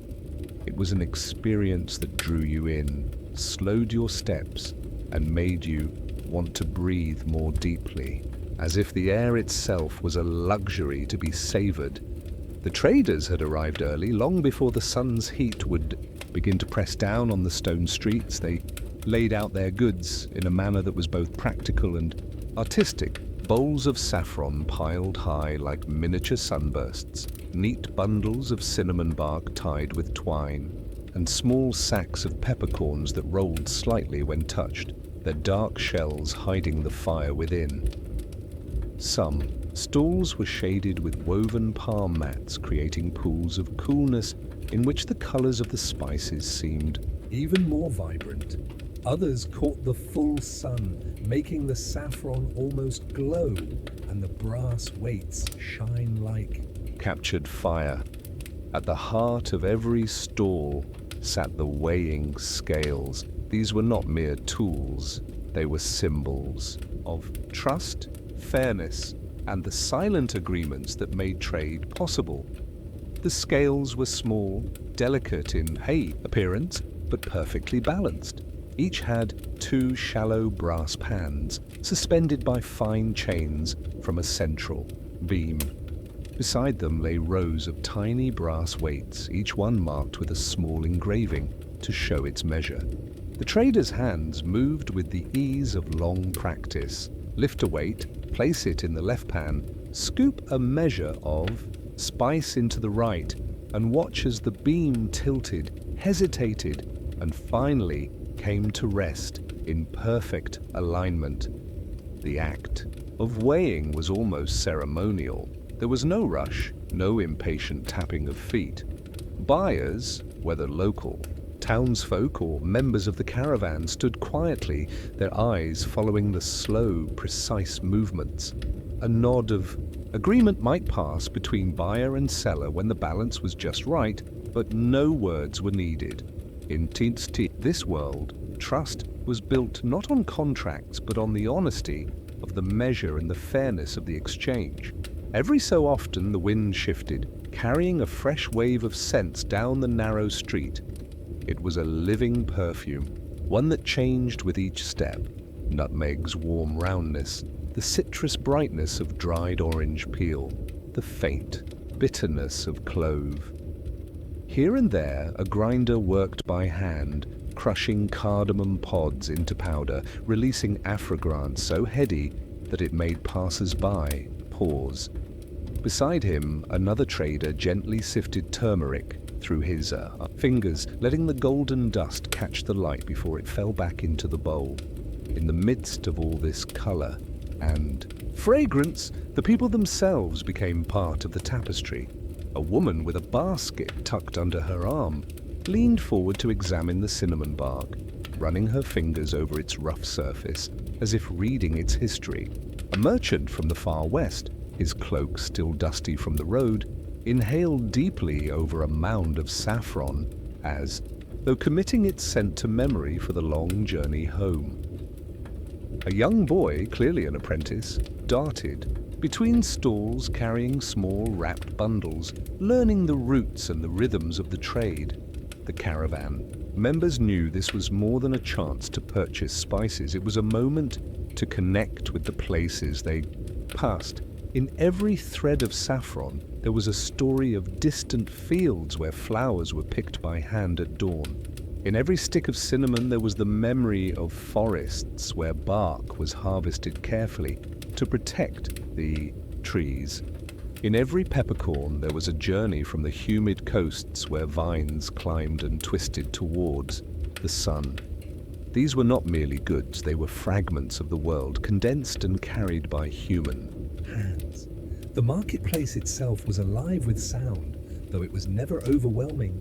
The soft clink of brass, weights being set down, the dry rustle of spices being poured from one container to another, the gentle murmur of traders greeting each other in languages that blended like the scents in the air.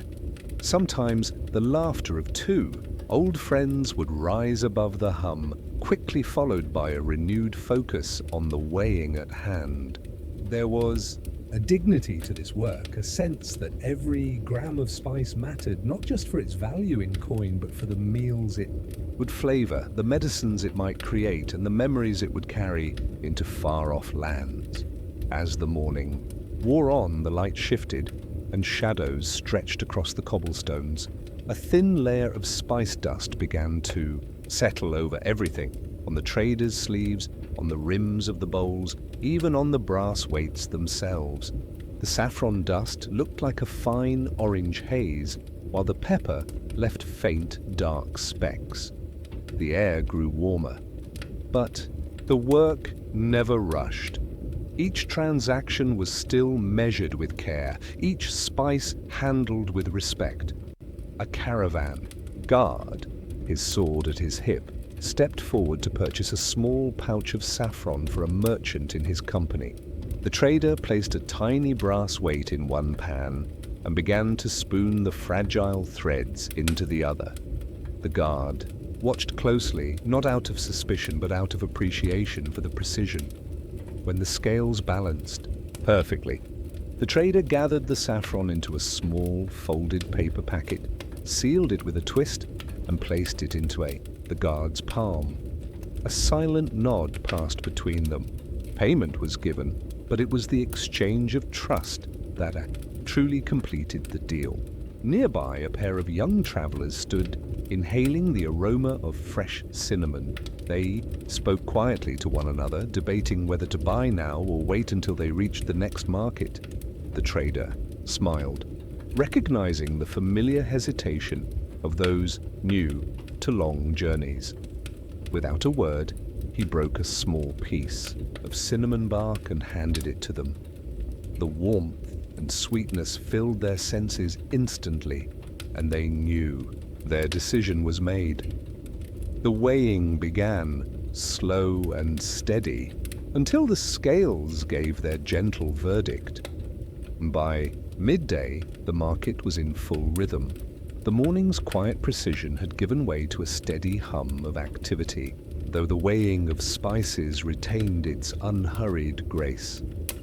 The sun glinted off the brass pans. The colors of the spices seemed even richer, and the air was thick with scents that would cling to clothing and hair long after the market closed.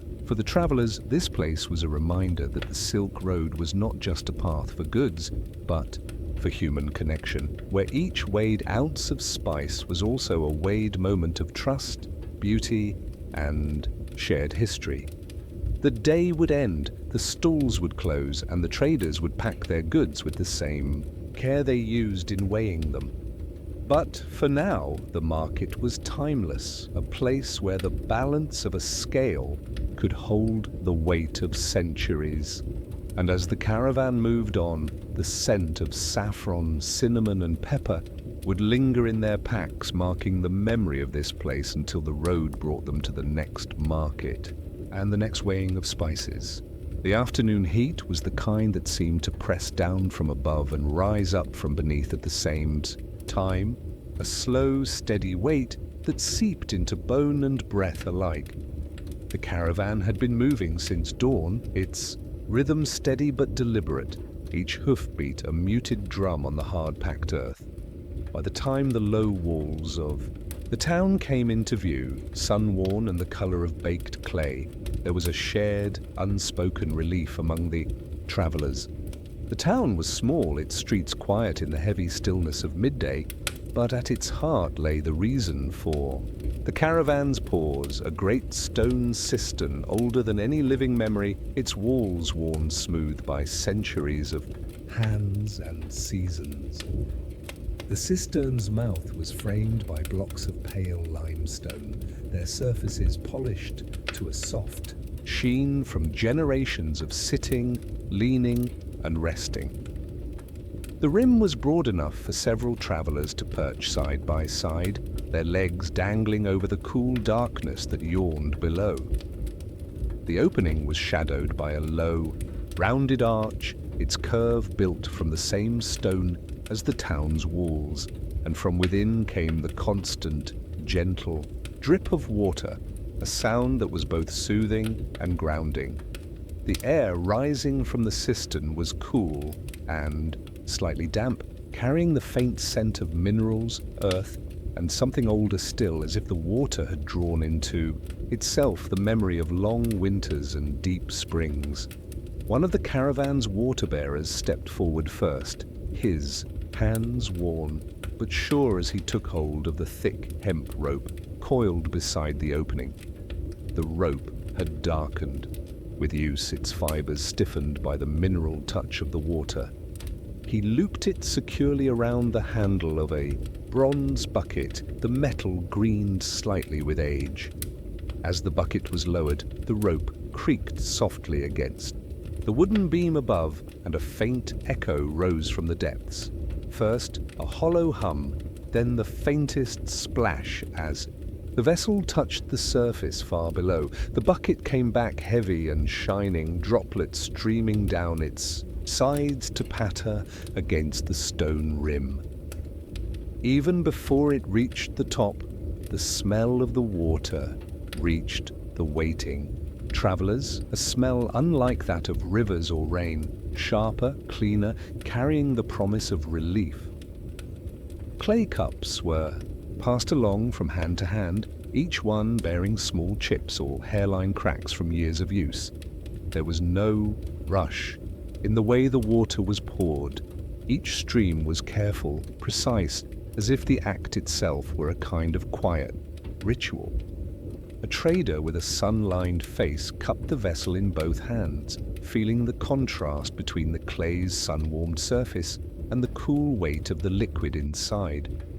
The first sip was always taken slowly, almost reverently.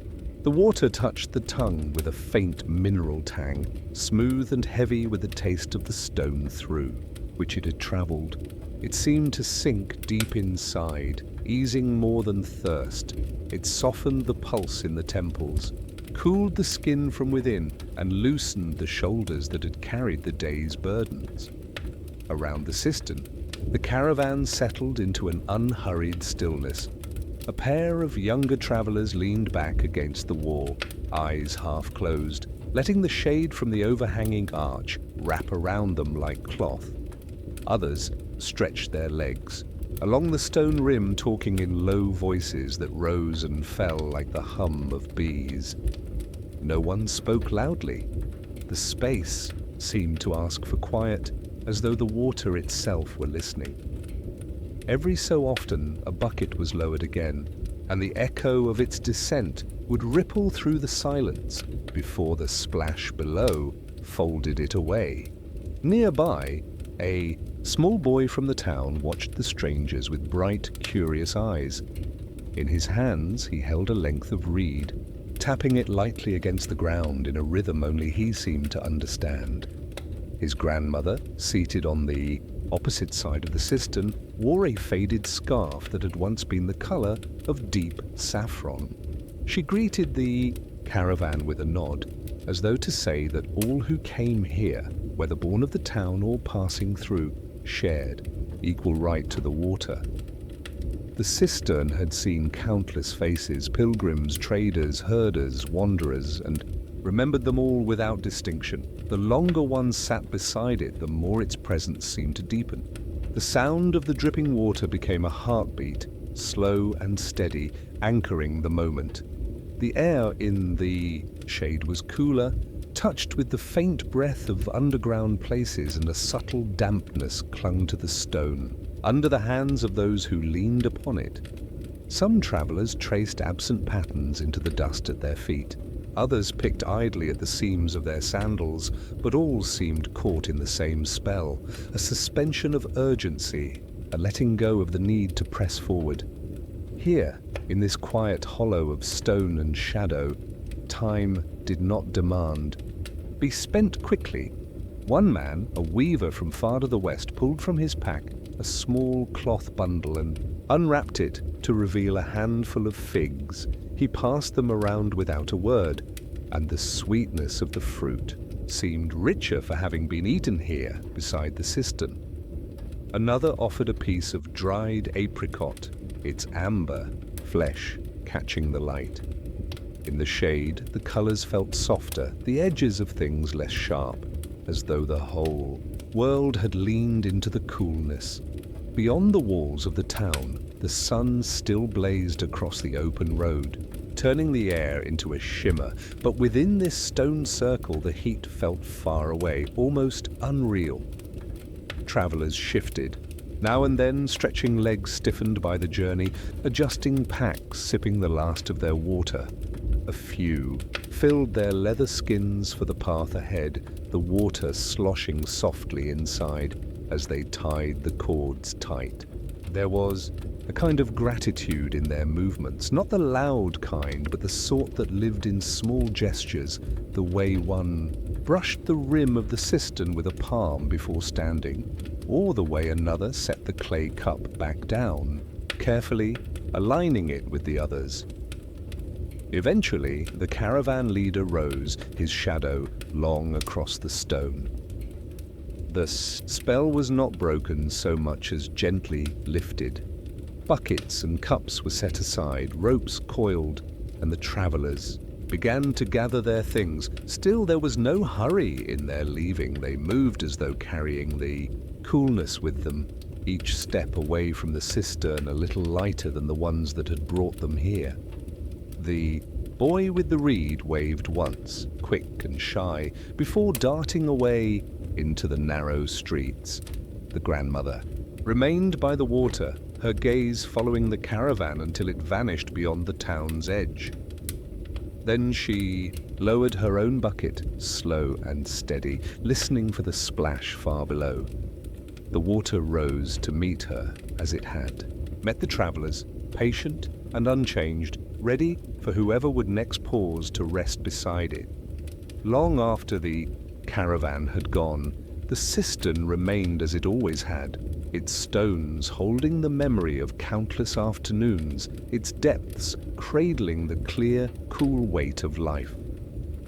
And somewhere out on the road, the travelers carried its memory, too knowing that in the midst of long miles and burning days, there would always be places where the earth itself offered a seat, a drink, and a moment of stillness. The sun was low in the sky, spilling its last light into the courtyard in long golden ribbons. The warmth of the day was beginning to soften, replaced by the cooler breath of evening. Stone walls, worn smooth by years of touch and weather, held the air still inside, sheltering those within from the noise of the outside world. Here, beneath the tall archways and wooden latticework, traders gathered in a hush that seemed almost sacred. They had come for one thing: the silks that had traveled across mountains, deserts, and rivers, carried with care from distant lands whose names sounded like poetry on the tongue. The courtyard floor was laid in pale stone, faintly uneven, the marks of centuries beneath each footstep. At its center, a large, low table stood draped in linen, and upon it were stacked bolts of cloth. Their surfaces, though folded, hinted at colors beneath, flashes of deep crimson, glints of sapphire blue, and the faint shimmer of pale gold. The traders who had brought them sat cross-legged on woven mats, their posture patient, their hands resting lightly in their laps. They were men and women, accustomed to the art of waiting, for the unrolling of silk was not a matter to be rushed. One of them, a tall man, with silver threaded into his black beard, rose slowly and approached the table. With both hands, he lifted a bolt of fabric as though it were a precious scroll.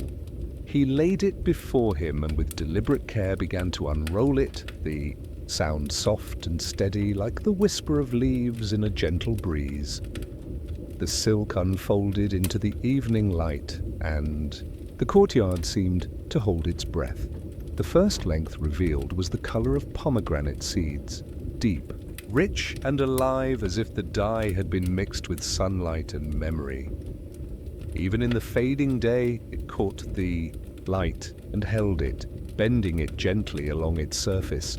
The man's fingertips brushed along the fabric, and though he had handled silk countless times, his touch remained reverent.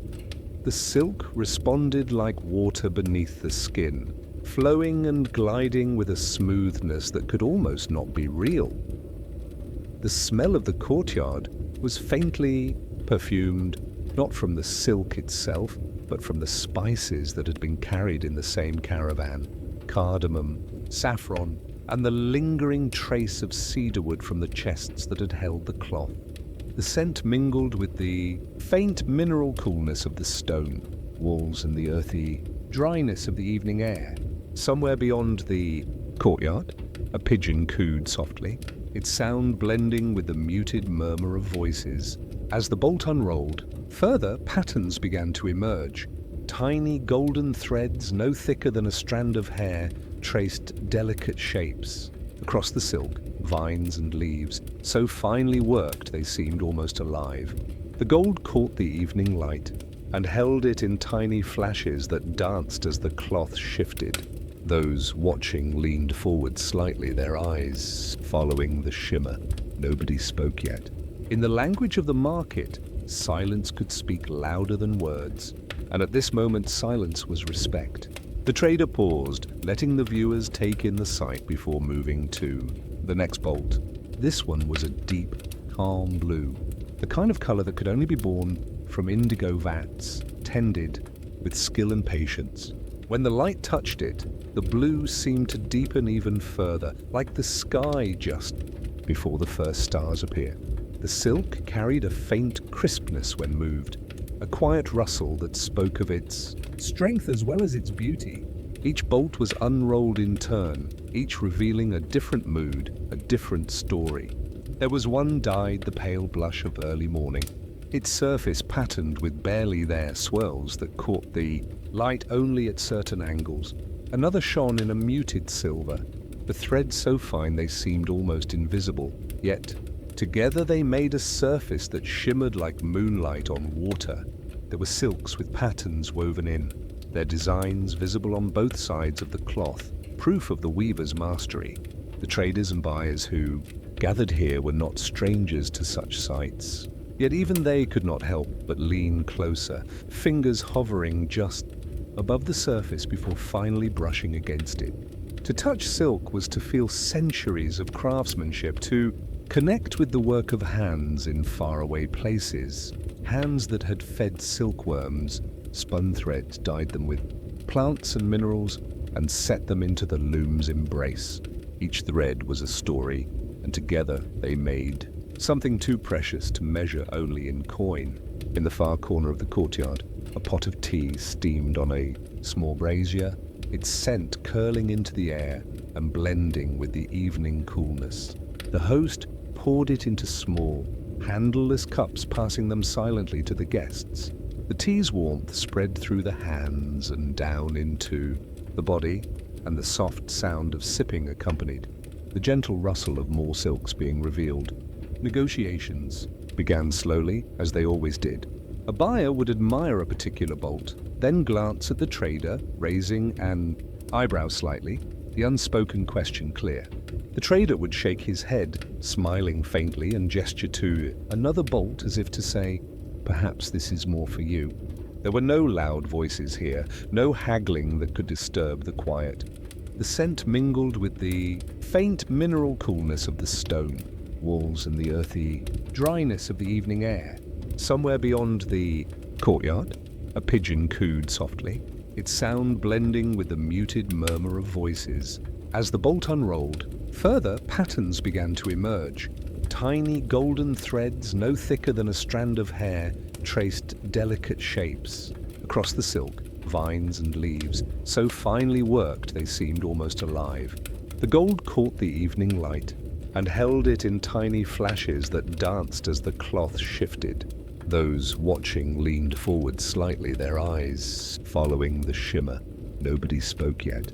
In the language of the market, silence could speak louder than words, and at this moment silence was respect.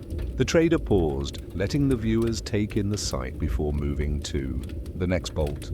This one was a deep, calm blue, the kind of color that could only be born from indigo vats, tended with skill and patience. When the light touched it, the blue seemed to deepen even further, like the sky just before the first stars appear. The silk carried a faint crispness when moved, a quiet rustle that spoke of its strength as well as its beauty. Each bolt was unrolled in turn, each revealing a different mood, a different story. There was one dyed the pale blush of early morning, its surface patterned with barely there swirls that caught the light only at certain angles. Another shone in a muted silver, the threads so fine they seemed almost invisible, yet together they made a surface that shimmered like moonlight on water. There were silks with patterns woven in, their designs visible on both sides of the cloth, proof of the weaver's mastery. The traders and buyers who gathered here were not strangers to such sights, yet even they could not help but lean closer, fingers hovering just above the surface before finally brushing against it. To touch silk was to feel centuries of craftsmanship, to connect with the work of hands in faraway places, hands that had fed silkworms, spun thread, dyed them with plants and minerals, and set them into the loom's embrace. Each thread was a story, and together they made something too precious to measure only in coin. In the far corner of the courtyard, a pot of tea steamed on a small brazier, its scent curling into the air and blending with the evening coolness. The host poured it into small, handleless cups, passing them silently to the guests. The tea's warmth spread through the hands and down into the body, and the soft sound of sipping accompanied the gentle rustle of more silks being revealed. Negotiations began slowly, as they always did. A buyer would admire a particular bolt, then glance at the trader, raising an eyebrow slightly, the unspoken question clear. The trader would shake his head, smiling faintly, and gesture to another bolt as if to say, "Perhaps this is more for you." There were no loud voices here, no haggling that could disturb the quiet. The art of buying and selling silk was more akin to a dance than a debate. Each step measured, each pause meaningful. Outside the courtyard, the last light of day was fading, and shadows grew longer. Lanterns were lit, their glow golden and soft, and their light deepened the colors of the silks, giving them a richness that daylight could not. The pomegranate red grew warmer, the indigo blue deeper, the gold threads burning more brightly in the dimness. As night settled fully, the unrolling slowed. Only a few bolts remained, and each was treated with the same patient care as the first. The final cloth to be shown was unlike the others. Deep emerald green, embroidered with silver that formed the shape of interlocking circles. The pattern seemed almost to move as the cloth shifted, catching light differently from each angle. It drew murmurs from those present, and the trader's smile deepened. This was a piece for a buyer who understood more than beauty, someone who knew the value of rarity. When at last the silks were rolled again, the buyers made their choices, small nods sealing the agreements. Coins exchanged hands quietly, their metallic chime ringing briefly in a stillness before being tucked away. Those who did not buy still lingered, their eyes carrying the memory of the colors and textures. The traders began to pack away their goods, wrapping them in protective cloth and tying them with lengths of cord. Outside the courtyard, the sounds of the town were muted. The occasional bark of a dog, the soft roll of cart wheels over packed earth. Within, the air remained warm and close, the scent of tea and silk lingering. Before the gathering broke, one of the older traders told a short story about a length of silk he had once carried for months through rain and dust and snow, only to sell it to a man who never wore it, but kept it as an heirloom for his daughter. The listeners smiled, for they understood. Silk was not merely cloth, it was memory, it was journey, it was something that outlasted the road itself. When the lanterns were finally extinguished and the courtyard emptied, the night reclaimed the space. The stone walls cooled, and the table stood bare under the moonlight. Somewhere far away, another caravan was beginning its journey, perhaps carrying more bolts of silk, each waiting for the day it would be unrolled in the evening light. Night had a way of arriving differently in the open country than in the towns and villages the caravan sometimes passed. Here, there were no walls to hide the horizon, no lanterns to drown the light of the sky, no voices to compete with the quiet. The desert's day ended slowly, like a candle guttering before its final glow. First, the sun slid behind a distant ridge of earth, setting the western sky aflame in streaks of gold and rose. Then, as the light faded, shadows lengthened across the sand until they melted into the deepening blue. The air, once thick with heat, began to loosen and cool. A faint wind stirred, carrying with it the scent of dry earth and the lingering traces of the day's caravan dust. The travelers knew this was the time to stop. They led their camels into a loose circle, the animals kneeling with a soft groan as loads were unfastened. Saddles, blankets, and bundles of goods were set down with care. Some of the younger men gathered dry twigs and brush for small fires, while others fetched water from leather skins to give to the animals. A few merchants wandered a little way off to stretch their legs, looking for a high rock to watch the sunset's final moments. Once the camp was settled, the sky above had already begun its slow transformation. The first stars appeared faintly at the edges of vision, shy and small, like watchful sparks. They grew bolder with each passing minute until the dome above was scattered with countless points of light. The Milky Way unfurled itself in a pale ribbon stretching from horizon to horizon. Out here, away from the smoke and fire of human life, the stars seemed close enough to reach. Some of the younger travelers joked about plucking them like fruit. The older ones merely smiled, remembering how many times they had seen this same sky and never tired of it. Fires were lit, but they were small, meant for warmth and cooking, not for competing with the night. Their glow was amber and soft, barely reaching beyond the seated circles of travelers. Shadows danced on the sand, bending and stretching with the flicker of the flames. Around one fire, a merchant from Samarkand was telling a story about a night many years before when a sudden sandstorm had hidden the stars completely and forced the caravan to huddle together until morning. Around another, a young trader carefully unwrapped a parcel of figs and shared them with his companions, the sweet flesh a comfort after the long day's journey. Beyond the circle of light, the camels rested, their shapes dark and still against the pale ground. Now and then one shifted, its long neck moving in a slow arc before settling again. The air was cool, just cool enough for the travelers to pull their cloaks tighter. The heat of the day felt distant, almost unreal, as though it belonged to another world entirely. Lying back on a folded blanket, one could let the eyes drift upward and feel the immensity of it all.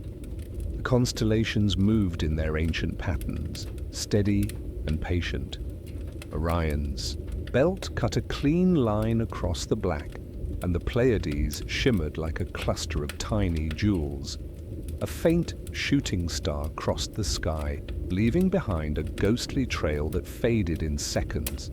The soundscape of the camp was gentle. The low murmur of voices, the occasional crackle of fire, the rhythmic chewing of a camel. Sometimes there was nothing at all, just the vast silence of the desert holding everything in place. Some travelers stayed awake long, into the night, not from restlessness but from a quiet unwillingness to close their eyes on such beauty. They spoke softly, if at all, letting the stillness speak for them. Others drifted quickly into sleep, their breathing deep, and even bodies curled beneath woolen blankets. The stars shone equally on both. The watchers and the dreamers, casting no judgment, only light. In the distance, the glow of another caravan's fire could sometimes be seen, a reminder that these roads were shared by many, but even that faint orange spark did nothing to diminish the sense of solitude. Out here, every camp felt like its own small island in an ocean of sand and shadow. The boundaries between earth and sky blurred. The two seemed to meet seamlessly at the far edges of sight. A caravan guard, pacing slowly around the outer edge of the camp, paused now and then to look upward. He carried a spear, though danger was unlikely this deep into the open country. His real duty was to watch the camels and listen for anything unusual. A distant howl, the sound of shifting sand that was not the wind. But tonight was calm. Even the breeze had gentled into a whisper, barely lifting the ends of his scarf. He found himself counting stars instead, tracing the constellations his father had taught him as a boy. In that moment, the guard was not protecting a caravan. He was simply a man beneath the same sky his ancestors had known. Not far from him, a merchant sat cross-legged with a small book open in his lap. He was copying a poem by Lantern. Light, the words praising the beauty of night over the desert. His brush moved slowly, each stroke deliberate. When he paused to dip it in ink, he looked up and smiled faintly at the heavens, as though they were the poem's true audience. The scent of cardamom tea drifted across the camp from one of the fires. A kettle had been set to warm, its thin steam curling upward and vanishing into the night. The taste of the tea, when poured into small clay cups, was rich and slightly sweet, a quiet luxury on the road. Travelers cradled the cups in their hands, letting the warmth seep into their fingers. Conversations rose and fell like gentle tides. As the hours passed, the fires burned lower, their embers glowing deep red. The night grew colder, and a thin frost began to form on the edges of water skins and cooking pots. Camels shifted closer together, their bodies providing shared warmth. Those still awake wrapped themselves more tightly in blankets. Above them, the stars remained sharp and bright, untouched by the chill below. Sometimes the night seemed endless, but in a way that brought comfort rather than weariness. Here, under the open sky, time felt both vast and intimate, measured not by the turning of clocks, but by the slow drift of constellations toward the horizon. When at last the eastern edge of the sky began to pale, the watchers knew that dawn was not far. One by one they stirred the embers for a little heat, or stretched stiff limbs, in preparation for the day's journey. Yet in that in-between hour, when the stars were still visible, but the promise of light was near, there was a sense of balance, of being held gently between night and day. It was in those moments that the desert seemed to breathe with the travelers, sharing the same rhythm.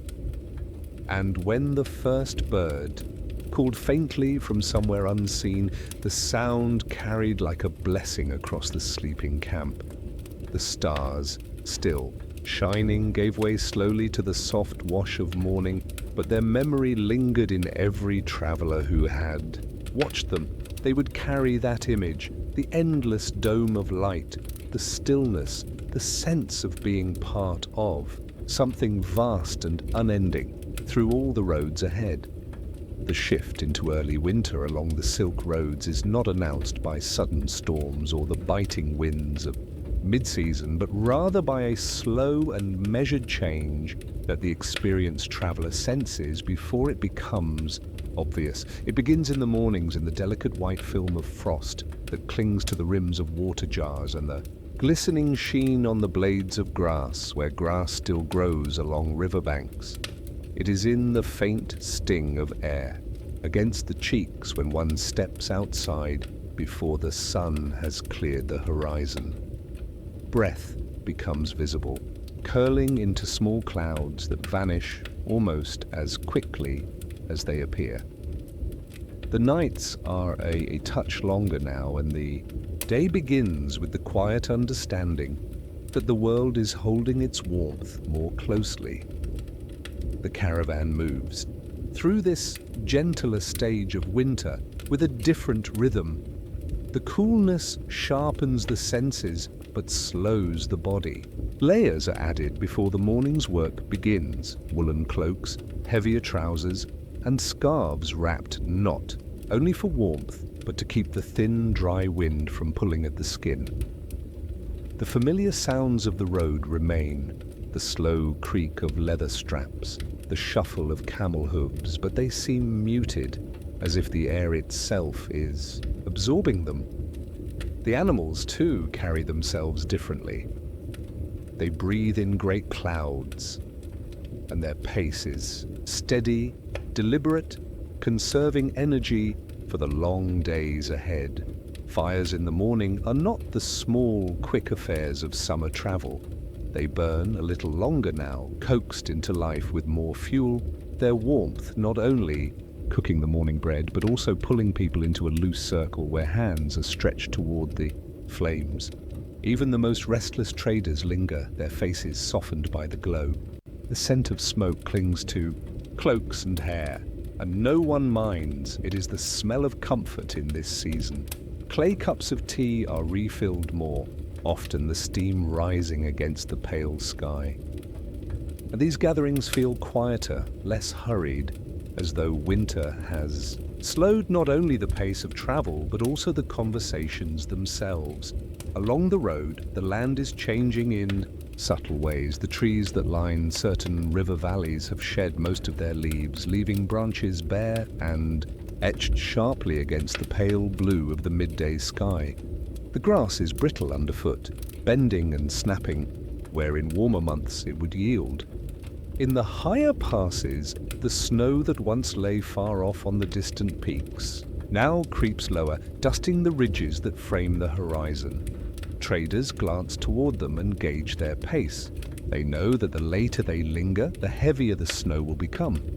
Villages along the route are also shifting into their winter ways. Market stalls display heavier cloths, thick wool, dense felt, stacked in neat piles for those who will travel through colder terrain. Spice sellers offer ginger, cinnamon and cloves, not only for their trade value, but because they warm the body when brewed into drinks. The smell of roasting chestnuts drifts from clay ovens, and a thin wisp of smoke rises from every chimney. Even the calls of merchants are softer, perhaps out of consideration for the cold air, or perhaps because winter is a season that invites gentleness. The caravans' stops in this season are marked by a deep appreciation for shelter. A simple caravanserai with its thick stone walls becomes more than just a place to rest. It is a shield against the creeping chill that deepens after sundown. Inside, the air may still be cool, but it is protected from the cutting wind. Lanterns are lit early there, golden light pooling in corners and spilling across the worn stones. Cloaks are hung near the hearth, boots set, close enough to warm but not to scorch. Travelers speak in low tones, their voices blending with the crackle of the fire and the occasional murmur of animals settling in the courtyard. Evenings on the road in early winter carry their own beauty. The sky at dusk is clear, the air so crisp that every star seems sharper, brighter, with a moonlight reflects faintly off patches of frost that have already begun to form before night has fully claimed the sky. The cold is not yet fierce enough to drive everyone inside immediately.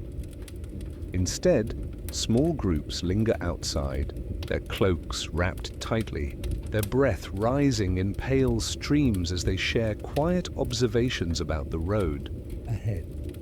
The sound of the wind in the bare branches or moving across the dry grasses becomes part of the silence, rather than an interruption of it. There is a special kind of meal in this season, taken when the night is deep and the cold presses close against the walls. Hearty stews simmer for hours over the fire, made with lentils, root, vegetables and strips of dried meat softened in the broth. Flatbreads are warmed on stones near the embers, their edges crisp while their centers stay soft. The heat from the bowls is felt first in the hands, then in the face as the steam rises. Eating in early winter is not just about nourishment, it is about claiming warmth, holding it for as long as possible before the cold outside takes it back. Travel in early winter brings with it a certain clarity of thought. The landscapes feel stripped to their essentials. No haze of summer heat, no bright flowers of spring, no heavy drifts of deep winter snow. The earth is laid bare in its most honest form. Valleys stretch in long, clean lines. Mountain slopes are etched with sharp contrasts of light and shadow. The air tastes pure, unburdened by the heaviness of other seasons. In such moments, the mind wanders more freely, perhaps because there are fewer distractions. The road seems endless, but not in a way that tires, rather in a way that promises more to see, more to understand. Some nights, frost creeps silently across the edges of tents and settles on the sleeping mat. Of those who rest outside, the first breath of the morning is always the coldest. It draws the traveler fully awake. In an instant, water skins left unattended may have a thin layer of ice on their surface, easily broken, but a reminder of what is coming. In the higher passes, snow sometimes falls lightly overnight, leaving a faint white, dusting that the morning sun will quickly erase. The caravan learns to read these signs, to measure each day not only in miles but in the deepening approach of the true winter. And yet, There is no sense of hardship here. Not yet. Early winter is a companionable cold, one that can be met with an extra scarf, a longer fire, a thicker blanket. It sharpens the appetite and deepens the sleep, making both more satisfying. It turns each cup of hot tea into a small celebration, each moment in the sun into a treasure. The road in this season asks for respect, but not yet endurance. It reminds the traveler to prepare, to notice the changes, to move with the rhythm of the land, rather than against it. The memory of this season lingers with those who have traveled it. Years later, they will recall not only the frost and the longer nights, but the way the world seemed quieter, more focused. They will remember the warmth of firelight on stone, the sound of boots crunching over frozen earth, the sight of distant mountains edged with snow. They will remember how early winter made the Silk Roads feel vast, yet intimate, a place where the land itself seemed to pause before the great snows came. And they will remember that this was a time of balance between cold and comfort, between movement and stillness, between the journey already traveled and the long miles still ahead. The day had been long, and the camp was now wrapped in a hush that only came after the last embers of supper. Fires dimmed, and the camels settled into their slow, rumbling breathing. The desert, vast and unbroken in daylight, now folded itself into shadows that seemed to move with the flicker of every flame. In the middle of this stillness, under the soft glow of an oil lantern, whose light pooled like liquid gold across a small cloth mat, a traveler sat cross-legged with a reed pen in hand. The pen was nothing elaborate, just a smooth piece of cut reed, its nib sharpened by the careful scraping of a small knife. But in the right hands, it became a bridge across miles and weeks connecting distant hearts. The parchment lay before him, its surface pale and slightly uneven, made from pressed fibers that carried the faint, earthy scent of their making. Beside him sat a small inkwell, larger than a closed fist, carved from a dark stone whose polished edge caught the light. He dipped the pen gently, letting the ink bead on the tip before lowering it to the page. The first strokes were slow, deliberate, as if he were coaxing the words out rather than forcing them.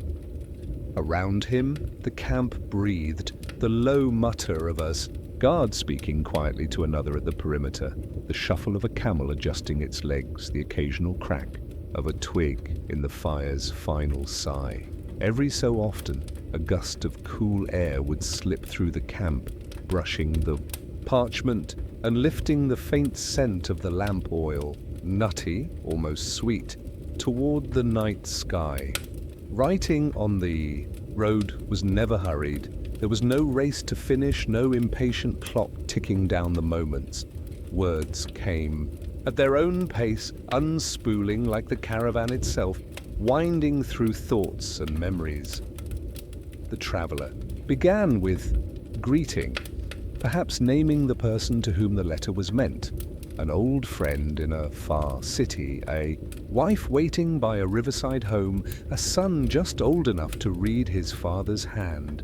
He wrote of the weather first, as so many letters did, of days where the sun was a brass coin overhead, of nights so cold the stars felt brittle, as if they might crack with a sound if touched.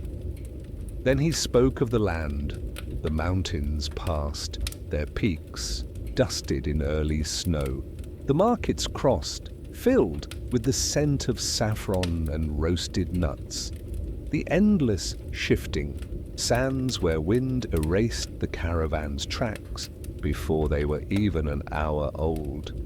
His words carried not just events but sensations, the feel of a warm clay cup in chilled fingers, the sound of silk folding in the evening air, the sight of a hawk tracing slow circles above the caravan.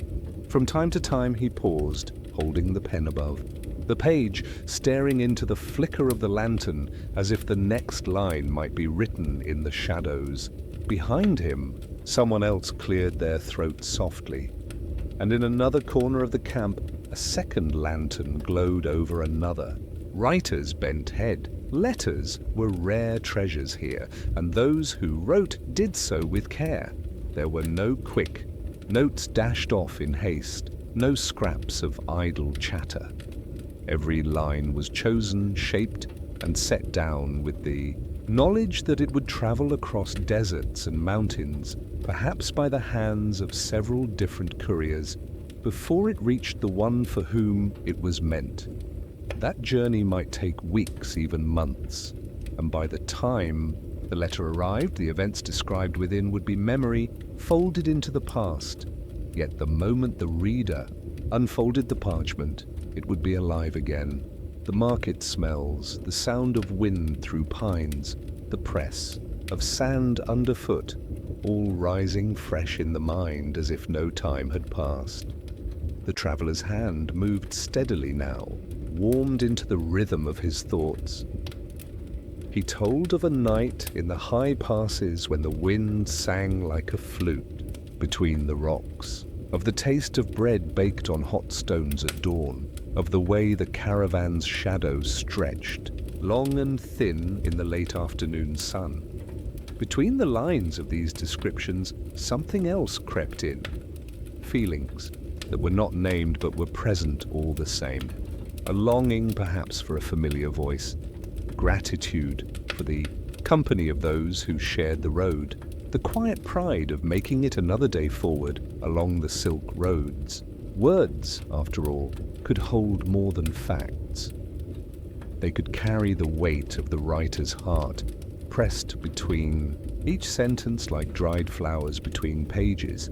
When the letter was nearly done, the traveller laid the pen aside and flexed his fingers, rubbing away the faint ache from holding it too long.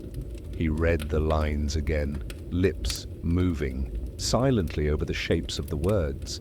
Then he folded the parchment with slow precision, creasing it into a neat rectangle small enough to be tucked into a pouch.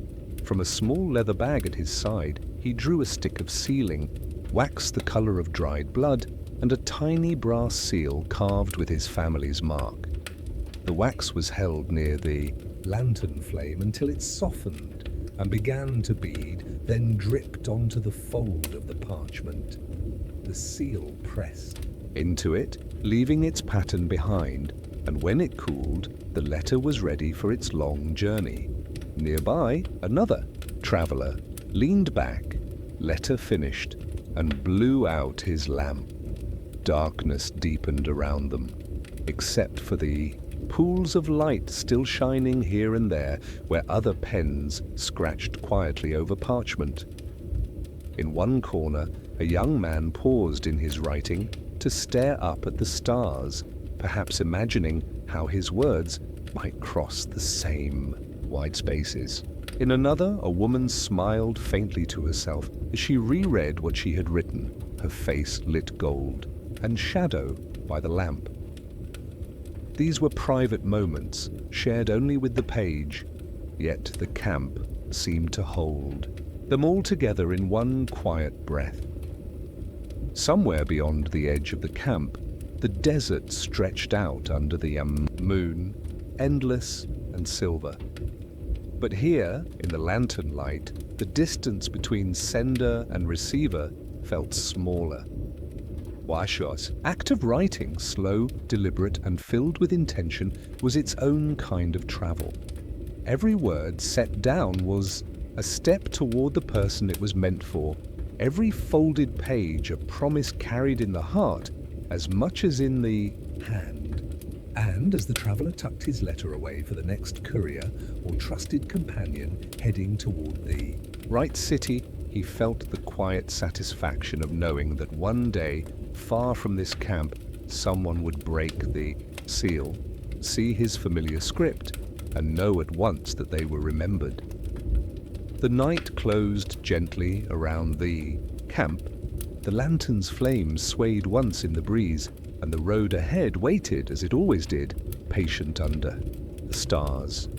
The morning breaks gently over the horizon, not with a blaze of sudden color, but with the slow, deliberate spread of light that seems to match the caravan's own pace.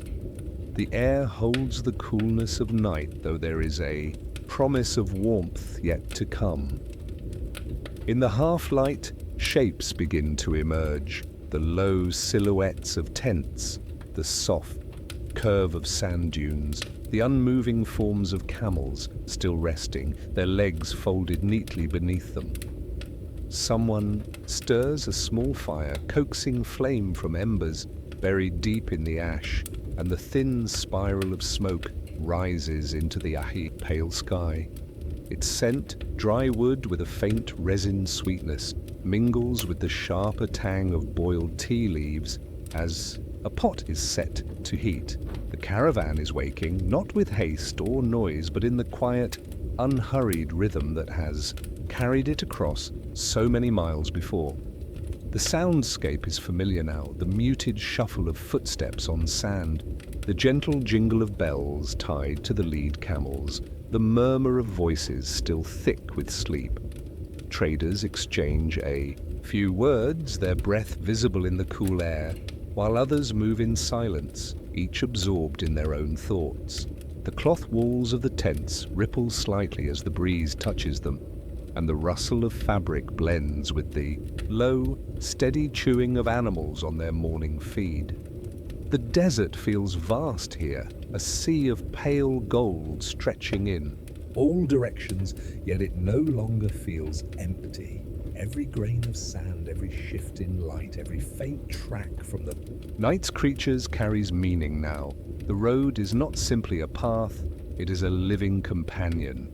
The journey has already carried them across many landscapes, flat, endless plains where the heat shimmered on the horizon, winding mountain passes where the air was scented with pine and rock faces closed in on either side, riverbanks lined with willows that whispered in the breeze, towns bustling with markets where spices weighed in brass, scales perfumed the air. These memories drift in and out like the changing scenery, each leaving its mark.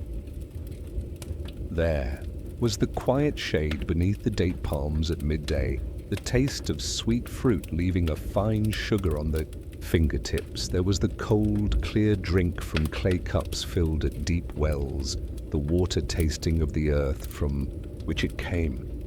There were silks unrolled in the golden light of evening, their colors deep and alive, drawing the eyes of every onlooker.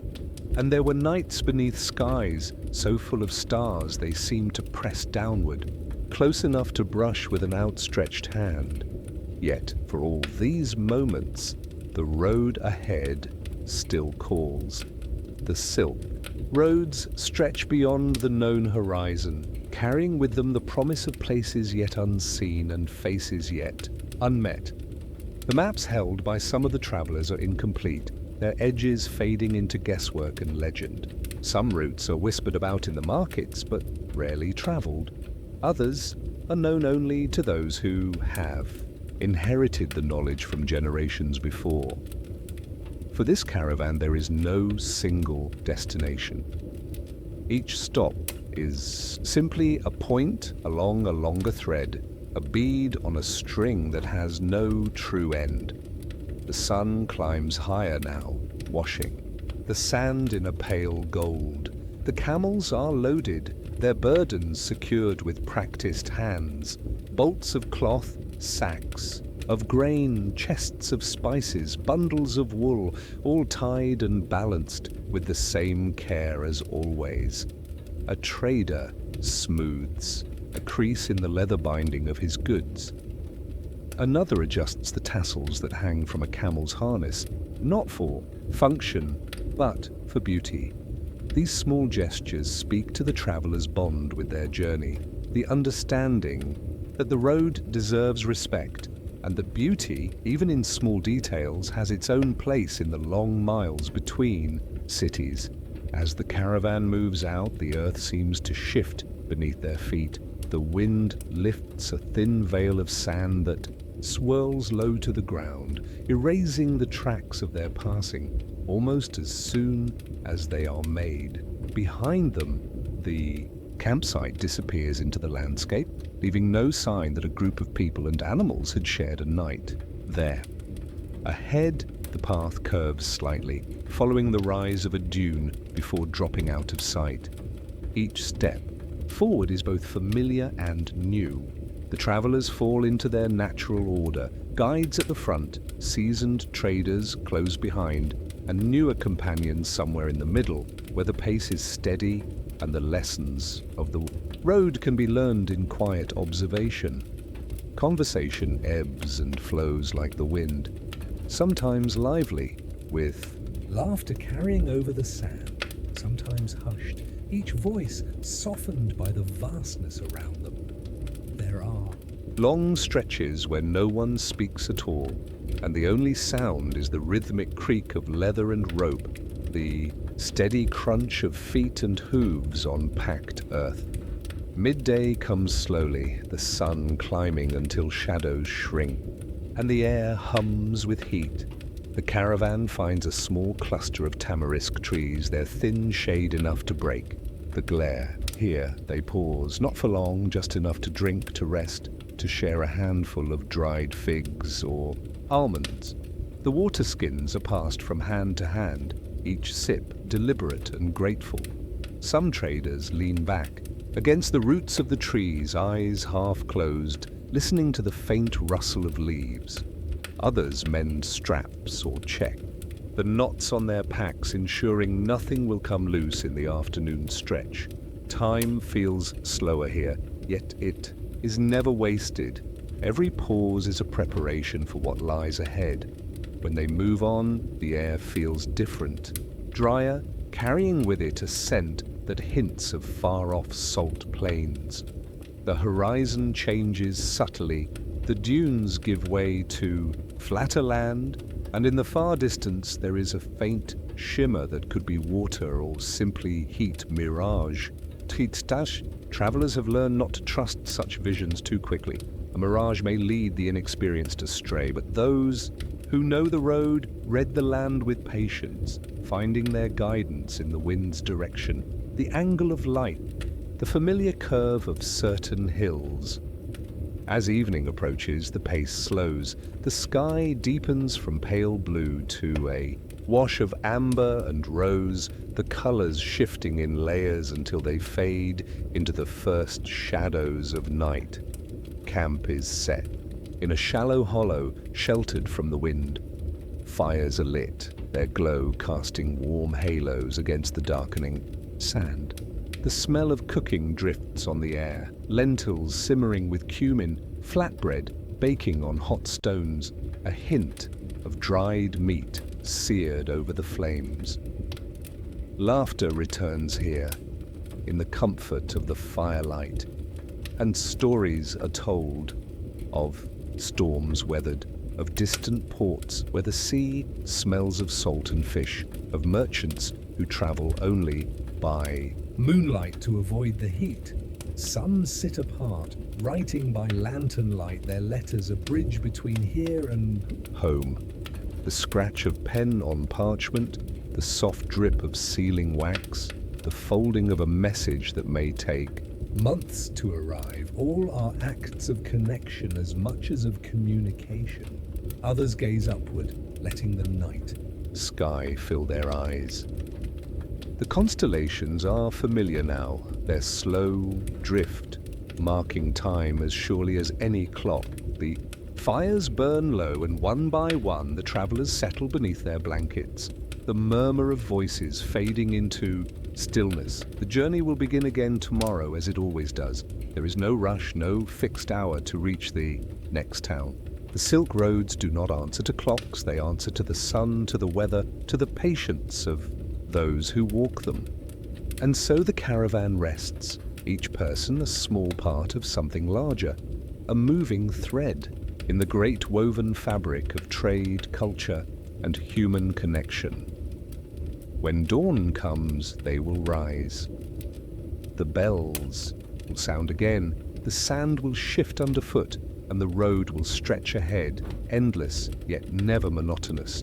The journey continues, not toward an ending, but toward the simple truth that the road itself is home. The journey began with the first blush of dawn over the desert horizon. In those quiet hours, before the heat took hold, the world seemed to breathe in unison with the caravan. Camels were packed carefully, ropes tightened, and the gentle calls of drivers carried in the cool air. Each chapter of the road has been a bead on a string, each moment connected, each memory shaped by the slow and steady rhythm of travel. We have walked with merchants and wanderers, with traders who measure not only goods but the weight of the seasons. We have stood in marketplaces alive with color, the scent of saffron and cinnamon wrapping around us like invisible scarves. We have paused in the shade of date palms where time itself seemed to rest, and we have knelt beside wells and rivers, drinking water that carried the taste of the earth. Every stop has been a small world of its own, and every departure a reminder that the road does not hold us. It simply invites us onward. The Silk Roads have always been more than trade routes. They are the lifelines that connect landscapes, languages, and dreams. Through them we have seen cloth woven with care, threads dyed in blues deeper than midnight and golds as warm as the sun. We have stepped softly along narrow mountain paths where the scent of pine rides the wind and the peaks stand like ancient guardians over the valleys. We have listened to the chime of brass scales as merchants weigh their spices with quiet precision, and we have sat beside stone cisterns where voices lower out of reverence for the cool water hidden below. In evening courtyards, silks have been unrolled like treasures, their colors catching the last rays of daylight. We have shared the hush of those moments when beauty seems to command silence and traders speak in tones barely above a whisper. At night, beneath skies so vast, they defy measure. We have rested on carpets spread beside the sleeping camels, our eyes following constellations that guided generations before us.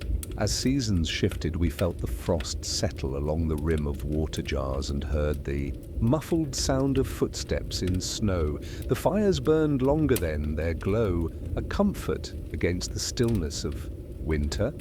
We saw travelers wrap themselves in heavier cloaks, but we also saw their steps remain steady, proof that the will to move forward is not bound by warmth or cold.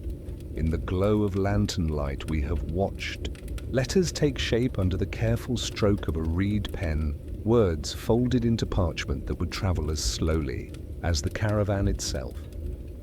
Each message carried a part of the sender's heart, a bridge between distant lives, and, finally, we have reached the moment where the road stretches beyond our sight into lands unknown. The caravan keeps moving, its sound fading into the wind, but the story continues, always just out of reach, always calling. What we have gathered along these roads is more than memory. It is an understanding that the Silk Roads are not defined by where they start or end, but by the spaces in between. The shaded courtyards, the laughter around a cooking fire, the shared meal of bread and dates, the silence of the mountains, the patience of the desert. The travelers we have met, whether carrying silks, spices, letters, or only their own company, share the same quiet resilience, and they know that each sunrise is another chance to see the road anew, and each sunset another promise kept to themselves to keep moving no matter the distance. The bells of the camels echo in our minds long after we have stopped hearing them. They are the heartbeat of the journey, steady and unhurried. Silk Roads teach us that not every destination is a place on a map. Sometimes the destination is a feeling of connection, of wonder, of belonging to something larger than ourselves. The journey along these paths mirrors life itself. There are steep climbs and long stretches of flat, open land. There are days filled with color and voices, and days filled with only the sound of our own footsteps. If we listen closely, we can still hear the voices of those who came before in the markets, in the mountain passes, in the caravans resting beneath the stars. They speak in the language of trade and travel, but also in the universal language of human hope. Every spool of thread, every spice jar, every bolt of silk, every letter written by lantern light carries with it a story. And those stories have crossed deserts, rivers, and centuries to reach us. And now, as the road ahead narrows into the distant horizon, we understand the truth. The Silk Roads are never truly behind us. Once you have walked them, they live within you. They are the rhythm in your step, the patience in your waiting, the quiet in your heart. When the world grows loud, the caravan disappears, becoming part of the landscape, a moving shadow in the golden light. The wind carries the last traces of their laughter and the faint, sweet smell of dates from a pack. We watch until they are gone, until the air returns to stillness. And then we turn to leave, carrying with us not just the memory of the roads, but the lesson they have given, that every journey is endless, as long as we are willing to keep walking. Somewhere far ahead, the bells will ring again.